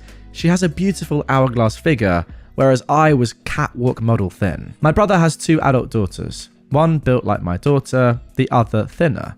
This is the one who asked for my dress after she got engaged at Christmas. Now, I don't like this girl. She is immature for a 27-year-old. She's an attention seeker, an intentionally unemployed hypochondriac. She's one of those people on Facebook who post cryptic comments, and when someone inquires what's wrong, she responds with, "I'll message you, hun."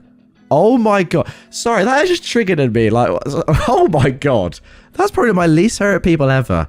That's like a 10, 15 year memory in me that's just been unlocked there from just random girls posting the absolute trash on Facebook and everyone being like, I don't care. But then they'd be like, oh no, woe is me. Please, someone give me attention. I'll message you, babes. That sort of absolute, here we go, shy. I despise. Wow.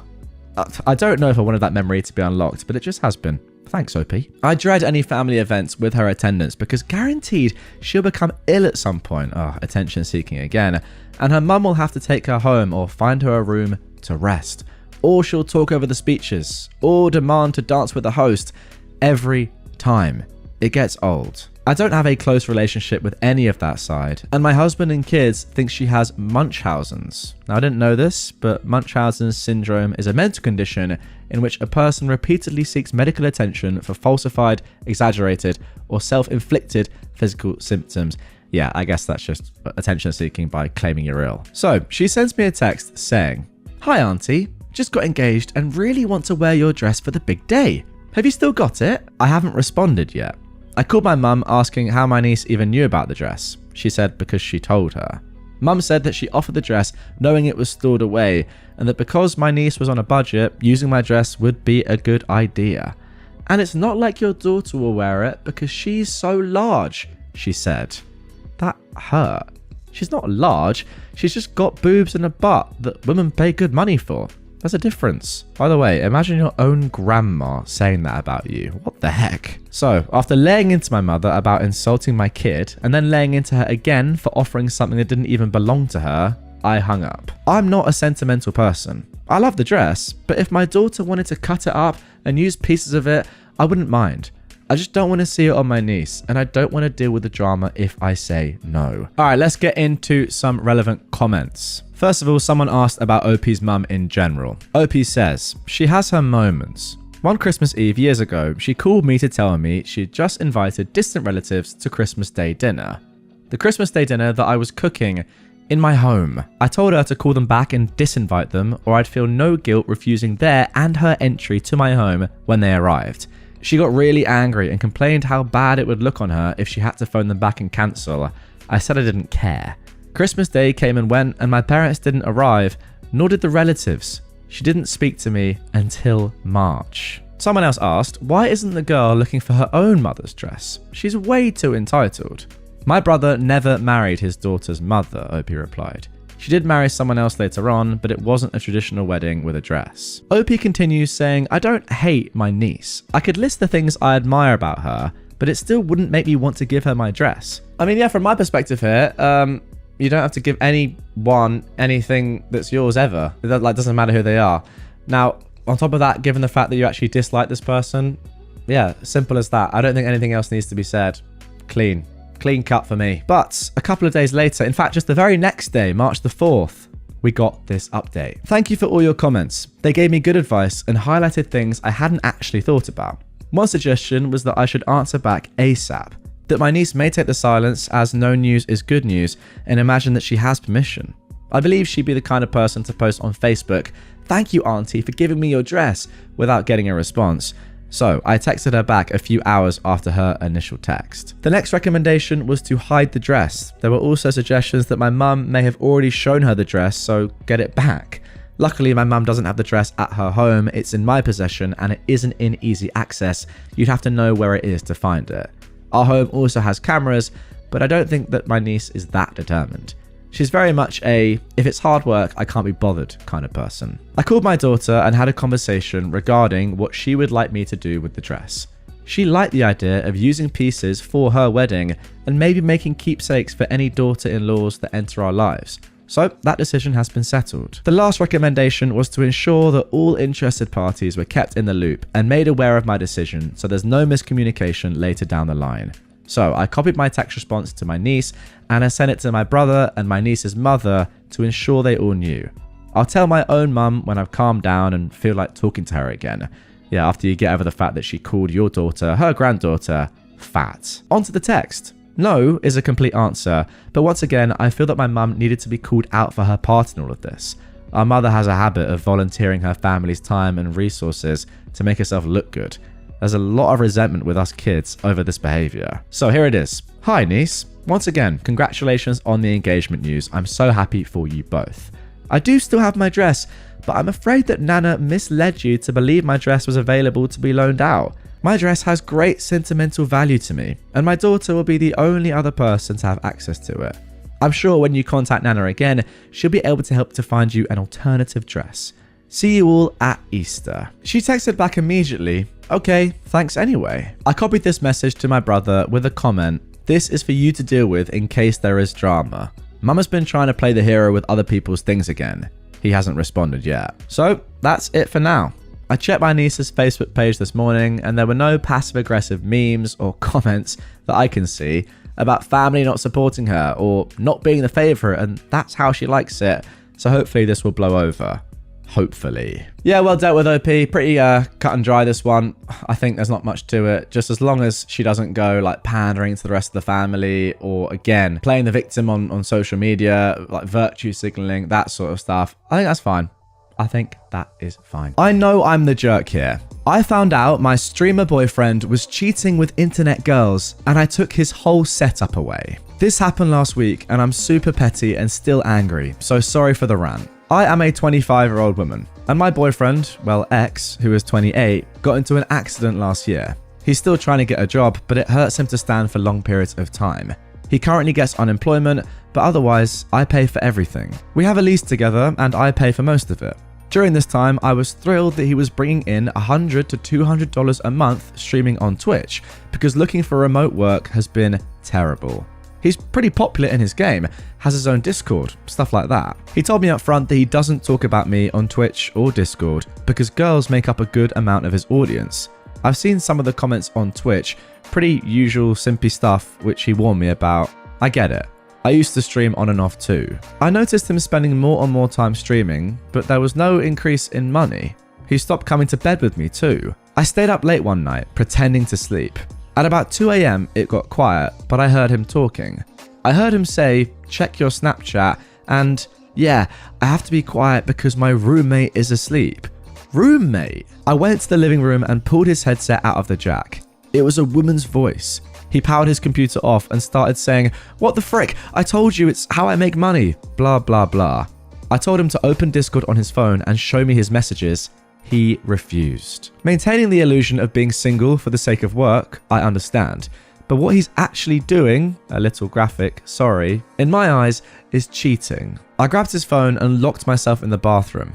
He didn't change his password, so I got into his Snap and Discord. All girls. Nudes and videos saved on Snapchat of them doing stuff together. There were Discord messages saying he can't voice chat because his roommate is so loud and annoying. Conveniently, these were hours I'm home from work. All these girls seem to all think he's in a relationship with them. I didn't get to see too much else because he was banging on the door. Now here is where I know I'm the jerk, but I don't feel bad. I grabbed a few things and left. I went back in 2 days with my previous ex and 2 best friends. I'm super petty, and he's always been insecure about my ex. We were no contact because of it, but I didn't hesitate to tell him everything. I also rented a small U-Haul. Not gonna lie, if you're gonna humiliate me behind my back, I'll humiliate you to your face. I get it, it made him feel unsafe, having a guy he's insecure about standing there keeping me safe, but I still don't regret it. I Venmo'd him the electric Jew and wrote it on the message. I grabbed all of my stuff, including the ring light and mic he uses to stream. His successful streaming career can help him pay for new ones. The router's mine too. The desk is mine, his computer went on the floor, the bed's mine. He can have the couch though. The air fryer's mine. I pretty much took everything I outright paid for or bought. I told the landlord I won't be renewing if he chooses to renew the lease, and I paid final rent. Luckily, the lease is up in 2 months. I really hope he rots. I cooked. I cleaned. I supported his streaming career. I was so naive. I knew people could be like this, but I never expected it. I haven't gamed since then. I'm sick to my stomach. My Switch is laying in the bottom of my suitcase. I haven't logged in to feed my pals in Pal World. I hope this hasn't ruined gaming for me forever. He hasn't even bothered to reach out. Probably playing the victim.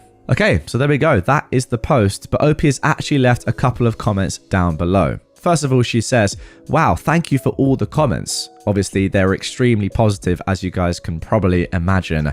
She says, I guess I was tripped up that if I was a guy doing this to a cheating girl, it would definitely come off abusive in some way. So I figured I'm being a jerk, but I don't care. But in reality, I think we can all agree, there's no way that OP is the jerk here at all. This is just good karma. Now here's a further edit from OP. This is my last petty action. In the game he plays, there are competitive 50v50 wars. Each account is locked, I believe, for 48 hours after each war to prevent the same 100 people being in every war. To counter it, the players all share Steam passwords with no 2FA so they can loophole the system. Well, he didn't change his password.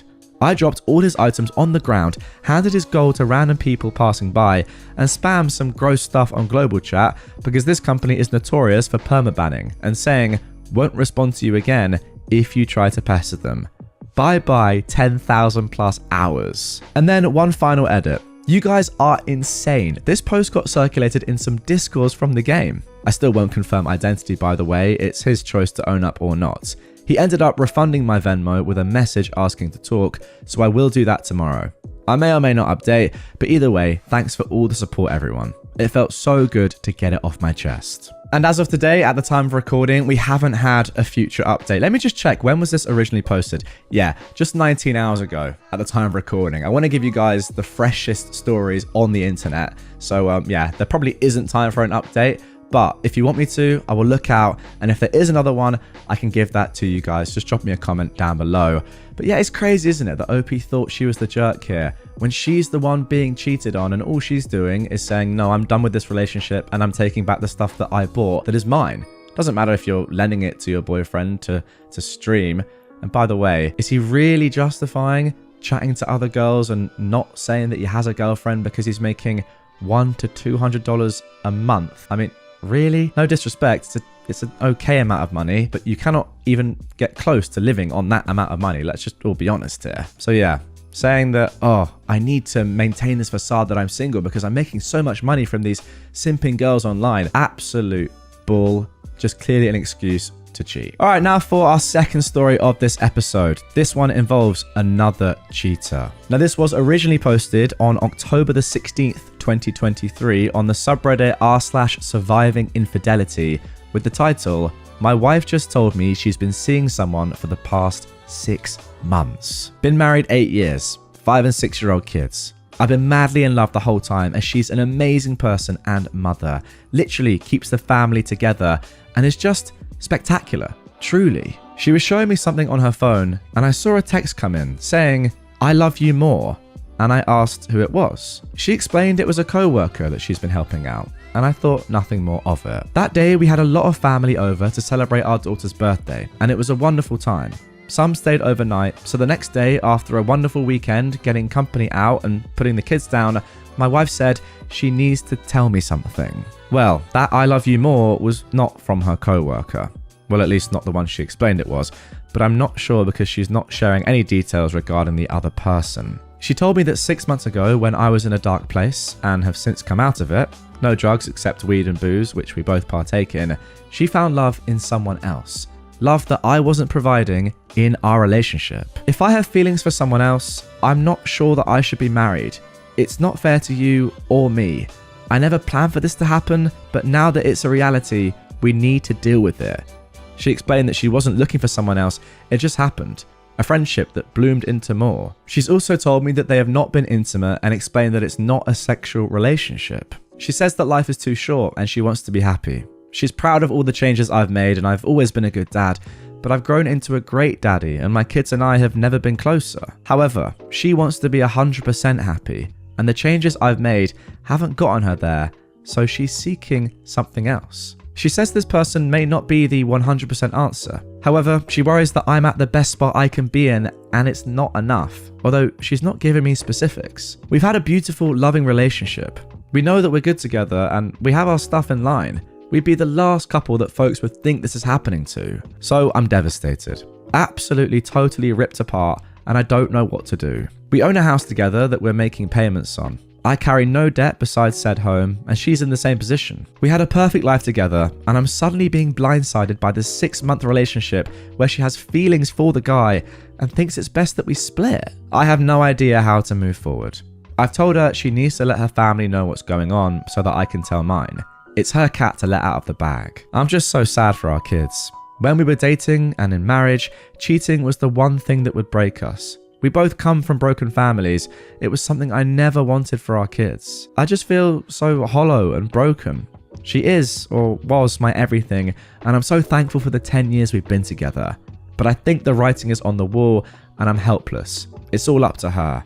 I'm broken into a million pieces. Alright, extremely sad start to this one, but let's get straight into the update. This comes 5 months later on March the 7th, 2024, so pretty recently at the time of recording. She was caught by me catching a text at my daughter's birthday party saying, "I love you more." When I asked again what that was about, she said it was a co-worker that she's been helping. Now, because all the family and friends were there, I didn't push it. But again, later the next day, she came clean, saying that she's been in a relationship for 6 months. She refused to tell me who it was with or what they've done. I was devastated back then, absolutely destroyed, and 5 months later, I still am. So we spent some time apart and she continued her relationship with him. I did some digging in the meantime, and looking at the phone records, it was our son's baseball coach. I called her out on it, and she still continued the relationship. I saw a lawyer. He told me to not leave the house or the kids, and either try to work it out or said it's time to leave and see a therapist. My therapist says that she is a narcissist and that I should protect myself, protect my kids, and run. Come December, she said she had cut it off with him and wanted to try with me again. I gave her all the effort in the world, but I don't feel like her soul's been in it. She's not overcompensating or has even truly apologized for what she's done. I've also gotten access to her photos. I am the admin on the family Google account, and she doesn't know that I've seen all I have. She framed a picture of him and had it, or maybe still does, at her desk. I found naked selfies she sent him that I haven't even received. I found a picture of his naked butt in our beach condo, which I thought was a neutral space as we were sharing it during our time apart. I slept on those same sheets. I know that she was at a fancy restaurant with someone else. She screenshots all these deep love quotes that I know aren't about me. There's just so much that lives rent-free in my head. She has a white bracelet with one black bead that she now wears every day. I've called her out on it. She lied once, saying it was from her mum, and up to last week said, well, my best friend has the matching one.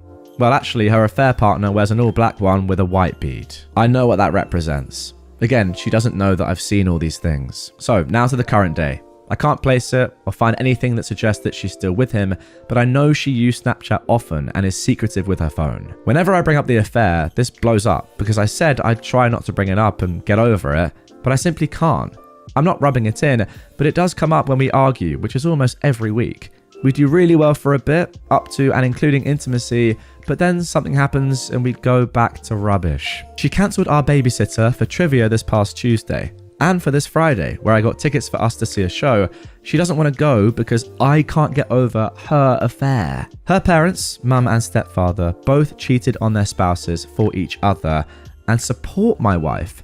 And they both call and text me saying that it's unfair that I bring up her affair. Oh my gosh, how toxic is that? The pictures of him live rent-free in my head almost constantly. I can't get past what she's done, no matter how hard I try. I don't know what to do, as she's trying to make me the bad guy, and I'm like, I've been here the whole time. I didn't fall in love with someone else. I just don't understand, and I'm an emotional train wreck. Okay, and then 3 days later, we got this final update. Well, long story short, I literally just caught her at the family condo with the affair guy, and I have photos and videos of his truck, his belongings in the home, and her coming out of the master where he stayed behind a closed door. I also went into our shared car that she drove, and it was left unlocked in the parking garage with an open high noon on the cup holder and her wallet and belongings still in it. She came home and tried to talk. It was a calm conversation, but she kept saying it was my fault, and if I communicated with her last night, I grey rocked her, maybe she wouldn't have been with him. So I communicated that I will be home later this afternoon/evening, so she's unexpectedly watching the kids today. Sorry, I have to just stop for a second. The gaslighting here is absolutely insane. If you talked to me last night, I wouldn't have gone and just cheated on you again. That is mental. Anyway, OP says, he wanted to hang out with them, and she took them away from me yesterday to go and do activities, and then I would do separate activities today. However, I'm not emotionally able to give the kids the best of me right now, and I definitely don't want to be around her. Now that's fair enough. I asked if she could sleep in one of the kids' rooms, and she got upset and stated that our bed is her bed, and she'll sleep where she wants. I said, obviously. I've been for a 6-mile walk already, and I've been calling and leaving voicemails at all the lawyers around. I know I can't abandon the home, but I can't be around them after what I just saw this morning. Now thanks to all of you who responded earlier this week suggesting Grey Rock and a 180 for me. I implemented them, and I guess it drove her to this. Also, I just looked it up myself because I wasn't sure. The Grey Rock method involves becoming unresponsive to abusive or manipulative behavior so that the perpetrator will lose interest. I see. OP continues, I'm officially divorcing her and there's no going back. Thank you so much to the r/surviving infidelity crew. Oh, actually, OP has left a little bit more here, saying legal counsel told me to no contact her, so that is what I'm doing.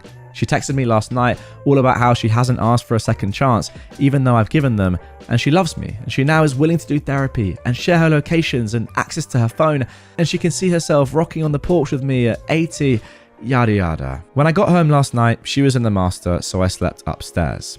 This morning, no communication. She wouldn't even look at me. Yesterday, when I caught them with the video, I saw his hat and noticed it was a local landscaper's. So I called to see if he worked there.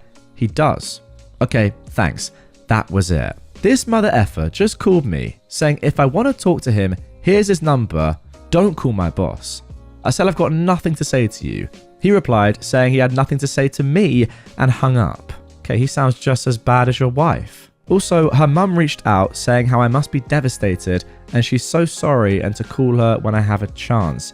Okay, that is a weird 180. I'm going to continue my no contact with everyone and let my lawyer, once I secure one, do all the talking.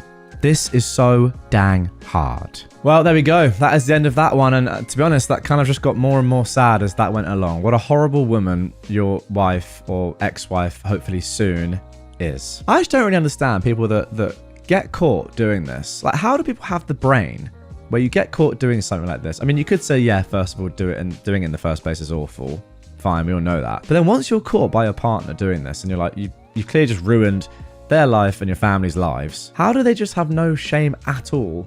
And if anything, sort of like double down and just say, well, no, actually, I would have got back with you, but like you weren't making me happy, and that's why I cheated on you. And also, yeah, you didn't really ask for a second chance. You were just there. Like, do you even want it? Also, you didn't talk to me last night, so that's why I went and had sex with another random man. I just don't understand how people get to that, like, conclusion. It's weird. Maybe if you are someone that would cheat in the first place like this for this length of time, then you would also be the sort of person to double down and say, like, you know, gaslight your husband and do all the stuff that your wife did. I guess that kind of makes sense. But wow. Comment down below if you're a cheater. How do you do it, man? All right, now moving on to our third and final story of this episode. I found out why my boyfriend doesn't want to have sex with me. This was originally posted just 1 week ago at the time of recording. I am a 22-year-old woman, and I started dating my boyfriend, who is 25, a year ago. I was a pretty lean person and was very active when I met him. After being together for a while, I decided to take extra precautions and use birth control. Due to stress and the birth control, I gained a significant amount of weight. My boyfriend has been very supportive, and we were having a lot of sex. After having a horrible reaction, I decided to take a break from the birth control. That is when I noticed my boyfriend stopped taking the initiative and would only ask for oral. I was already feeling trashy because of how much weight I gained, and just him not wanting to have sex hurt me so badly. I decided to have a conversation and see if I could change something. At first, he just said the condoms were just so uncomfortable. My love language has always been physical touch, so I obliged and tried birth control again. Due to having school and work, working out has been extremely hard, so I kept gaining weight and sex was still almost non-existent. But he kept telling me it's because he is stressed and just has a lot going on, so I was patient and supportive. Yesterday, we decided to play a little game, the blunt-free trial. He would have to be 100% honest with me, and I would try my best to not take it personally. I asked him what is the thing he really dislikes about me. At first he didn't want to say it, and I pushed him to tell me, which is so stupid of me. He then looked at my tummy and said the reason why we haven't had sex as often anymore is because of my weight. He assured me he still loved me and wants to be with me, but that's his preference. It broke me because that same day, just a couple of hours ago, we had sex. I just feel horrible and disgusting, and I don't know what to do. I love him, and I saw myself spending my life with him, but I can't stop thinking about what he said. What should I do? I don't know if I should try to work this out.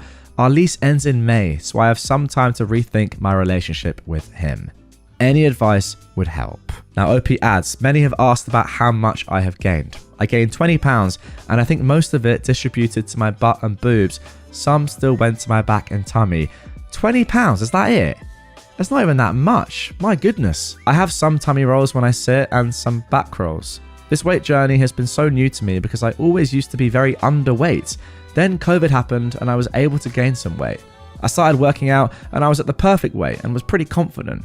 This year I graduate from college and I've been experimenting a lot with birth control, so my weight and mental health has been impacted. Stress, even when I have been little, has always affected my weight. I'm slowly getting the help I need, but note I'm a college student and recently I've been getting more money to take care of myself. I take accountability that I probably could have a better discipline and not let it get out of hand. Okay, now I actually have a lot of comments on this. This is probably going to be like, not really a rant, but this is going to be extensive because my thoughts on this are not brief, is all I'll say. First of all, the main point here is that it sounds like, have gained some weight as a result of trying to please your boyfriend, right? The birth controls obviously had a big effect on your weight. And if he is now not attracted to you as much because you're on birth control or have been experimenting with birth controls to please him, then surely he can't just say, oh, you know what, you're just too fat. Surely you're more supportive and just say, like, I'm sorry, I know it's like kind of my fault, you were trying to please me, etc. Let's deal with this. Oh, I'll wear a condom if I have to. Shock, it's not the worst thing in the world. Not that I know. I'm a little verge. Why would that's not funny. Imagine if you kept that in the fit. It's Virgil van Dijk. I'm sorry, Jack. Now, the next thing I want to talk about is the actual weight gained yourself. You might have noticed there that I said only 20 pounds. Now, look, 20 pounds is a decent chunk. However, I have gained that in the last year. Right? You know what? We'll put some pictures up on screen. I'll get some pictures right now. I'll be in the middle here. This is my current weight. This over here is when I was doing the marathon last year and was pretty skinny. I was probably a little bit too skinny. I was like 72, 73 kg roughly then. And you can see the difference in my... Obviously, you can't see my body, but you can see the difference in my face shape. It's not crazy, but there's a bit. And then let's go over here. This is probably when I was at my heaviest. I don't know what I would have been. Maybe 86, 87, maybe, roughly here. This was a bit too chubby, let's be honest. And now I'm like, I think I'm a decent weight. I'm pretty happy with my weight. I don't really care that much. But there's a big fluctuation there in the time I've been doing YouTube. And even from like, 1 year ago to now, I've gained like, 10 kg roughly. I think I'm like 82, maybe a little bit less at the moment. So, changing your weight that much, does it make you look that different to the extent that someone would therefore not be attracted to you? I mean, do I look that different to this person here or even this person here?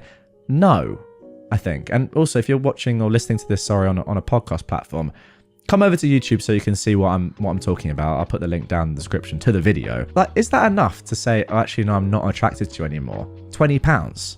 Surely not. If it was 200 pounds, yeah, fair enough.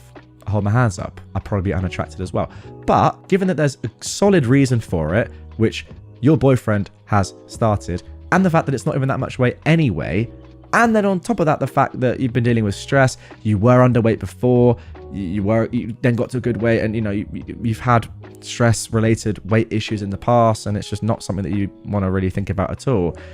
Yeah, I just don't really know what he's doing. Anyway, with that being said, those are my thoughts. Let's see what the internet is saying. Somebody said, you wanted honesty and he gave it to you after you pried. I don't blame him for his preferences, just as I wouldn't blame you for leaving him. Not really sure what you thought the outcome of a game where you force your partner to tell you something they dislike about you was going to be, but at least you got your answer. Would you prefer he lied to you? Best of luck moving forward. Godspeed, internet stranger. I think that's a very, very harsh comment personally. Opie replied, I honestly thought the worst thing he was going to say is me snoring or something silly like that. I didn't expect this harsh conversation because it was just a game and he's the one who first initiated it. But yes, I probably shouldn't have asked that if I wasn't ready. Well, fine, but also you wanted to know what the problem was. This has been ongoing for a while. I don't think it's the sort of thing where you could just live with it for the rest of your life, not knowing what the issue was and why your boyfriend didn't want to be intimate with you. So I think now that you know that, it is net a positive thing. Someone else said, I just want to throw out some info. Some women, me included, absolutely need birth control. I tried to get off it after 20 years. I am a 35-year-old woman. And after 6 months of the worst menstrual cycles, me in tears from pain, I went back on it. And within 3 months, felt so much better. I have endo and PCOS and the pain from both is crippling and birth control helps 100%. I can't be off of it now. And now I'm concerned the Republicans are coming for my birth control. Condoms do not protect 100%. Birth control doesn't impact health negatively. A small percentage, though, may not want to take it. OP replied, I was an accidental baby because the condom broke. Okay, first of all, why do you know that? Second of all, fair enough. That is one of the main reasons why I'm on it. It has tremendously helped my period. It used to be so painful, irregular, with heavy flow. Now I can comfortably do daily stuff without feeling super bad.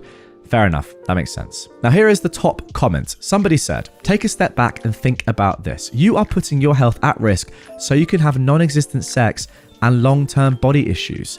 Stop this business. Take care of yourself, get off birth control, get your hormones regulated. He can wear a condom. That's it. That's all. You get back to your healthy habits and get your body back. Don't put your health at risk like this. There we go. Finally, a proper comment which I can get behind. And then someone else said, throughout your life, your physical appearance will change. Here we go, exactly. It might be weight, you might lose your hair, you might lose a limb or your breasts. You likely hope to have a long life with a partner who will stick with you through those things. If he was no longer attracted to you due to the side effects of a medication, then his attraction is skin deep. Do with that information what you will. Could not have said it better myself. Exactly. It's not even just about weight. Anything could happen. Any deterioration of your physical attractiveness could happen. And by the way, will, obviously, with age. If your attraction is skin deep, it's never going to last. And perhaps OP is finding that out right now. Who knows? But a day later, we got this update. Hello, everyone. I was not expecting my last post to blow up. I love my boyfriend, and while many suggested to break up, I thought the best thing before considering breaking up is actually having a conversation. I sat him down and I told him my concerns with his comment, how uncomfortable and damaging it is, and how this all started because I started taking birth control. He was very understanding and apologized. He said it was a poor choice of words and that he loves me and will stand by my side no matter what size I am. He helped me create a mutual plan where we both would work out together at home and both get back in shape. After everyone's advice, I scheduled an appointment with my gynecologist to either find a better non-hormonal birth control or get off birth control and instead stick with condoms. He assured me that condoms are more than fine and that we probably should have stuck with them. Thank you so much for everyone's support and kindness, and if anyone is experiencing similar issues, I hope you find the support that I found on Reddit. Okay, a decent ending there. I respect this. Now, I've got to say, I'm a little bit doubtful long term, but at least your boyfriend is saying and doing the right things in the short term. I just feel like, you know, the sort of person that would actually do the things he did, act the way he did, say the things he did in the first place. You can't just like ignore that going forward. And I think there would be personally trust issues there if you ever did gain weight or didn't lose the weight. And you don't want to be in a sort of kind of stage of your life where you're trying to lose weight for somebody else. I just don't think that's ever healthy. So as long as you're doing it for you, I mean, that's fine. The stuff with the condom and you being on birth control makes complete sense, obviously. And I like that he admitted that he probably should have stuck with that in the first place. But yeah, overall, I don't know. I feel like, see how it goes. But yeah, I'd be a little bit concerned, although that probably is the pessimist in me. I do think it's good though that you haven't just jumped straight to a definite conclusion as to finish this relationship immediately, because that does seem a little bit too short-sighted. So genuinely, OP, best of luck. So there we go. That is going to do it for some of the very best Reddit relationship drama content of 2024. Leave me a comment down below. Which story was your favorite? I'm interested to hear. And look forward to 2025 because relationship drama stories sort of took off in 2024. And I think they're only going to get more popular in 2025.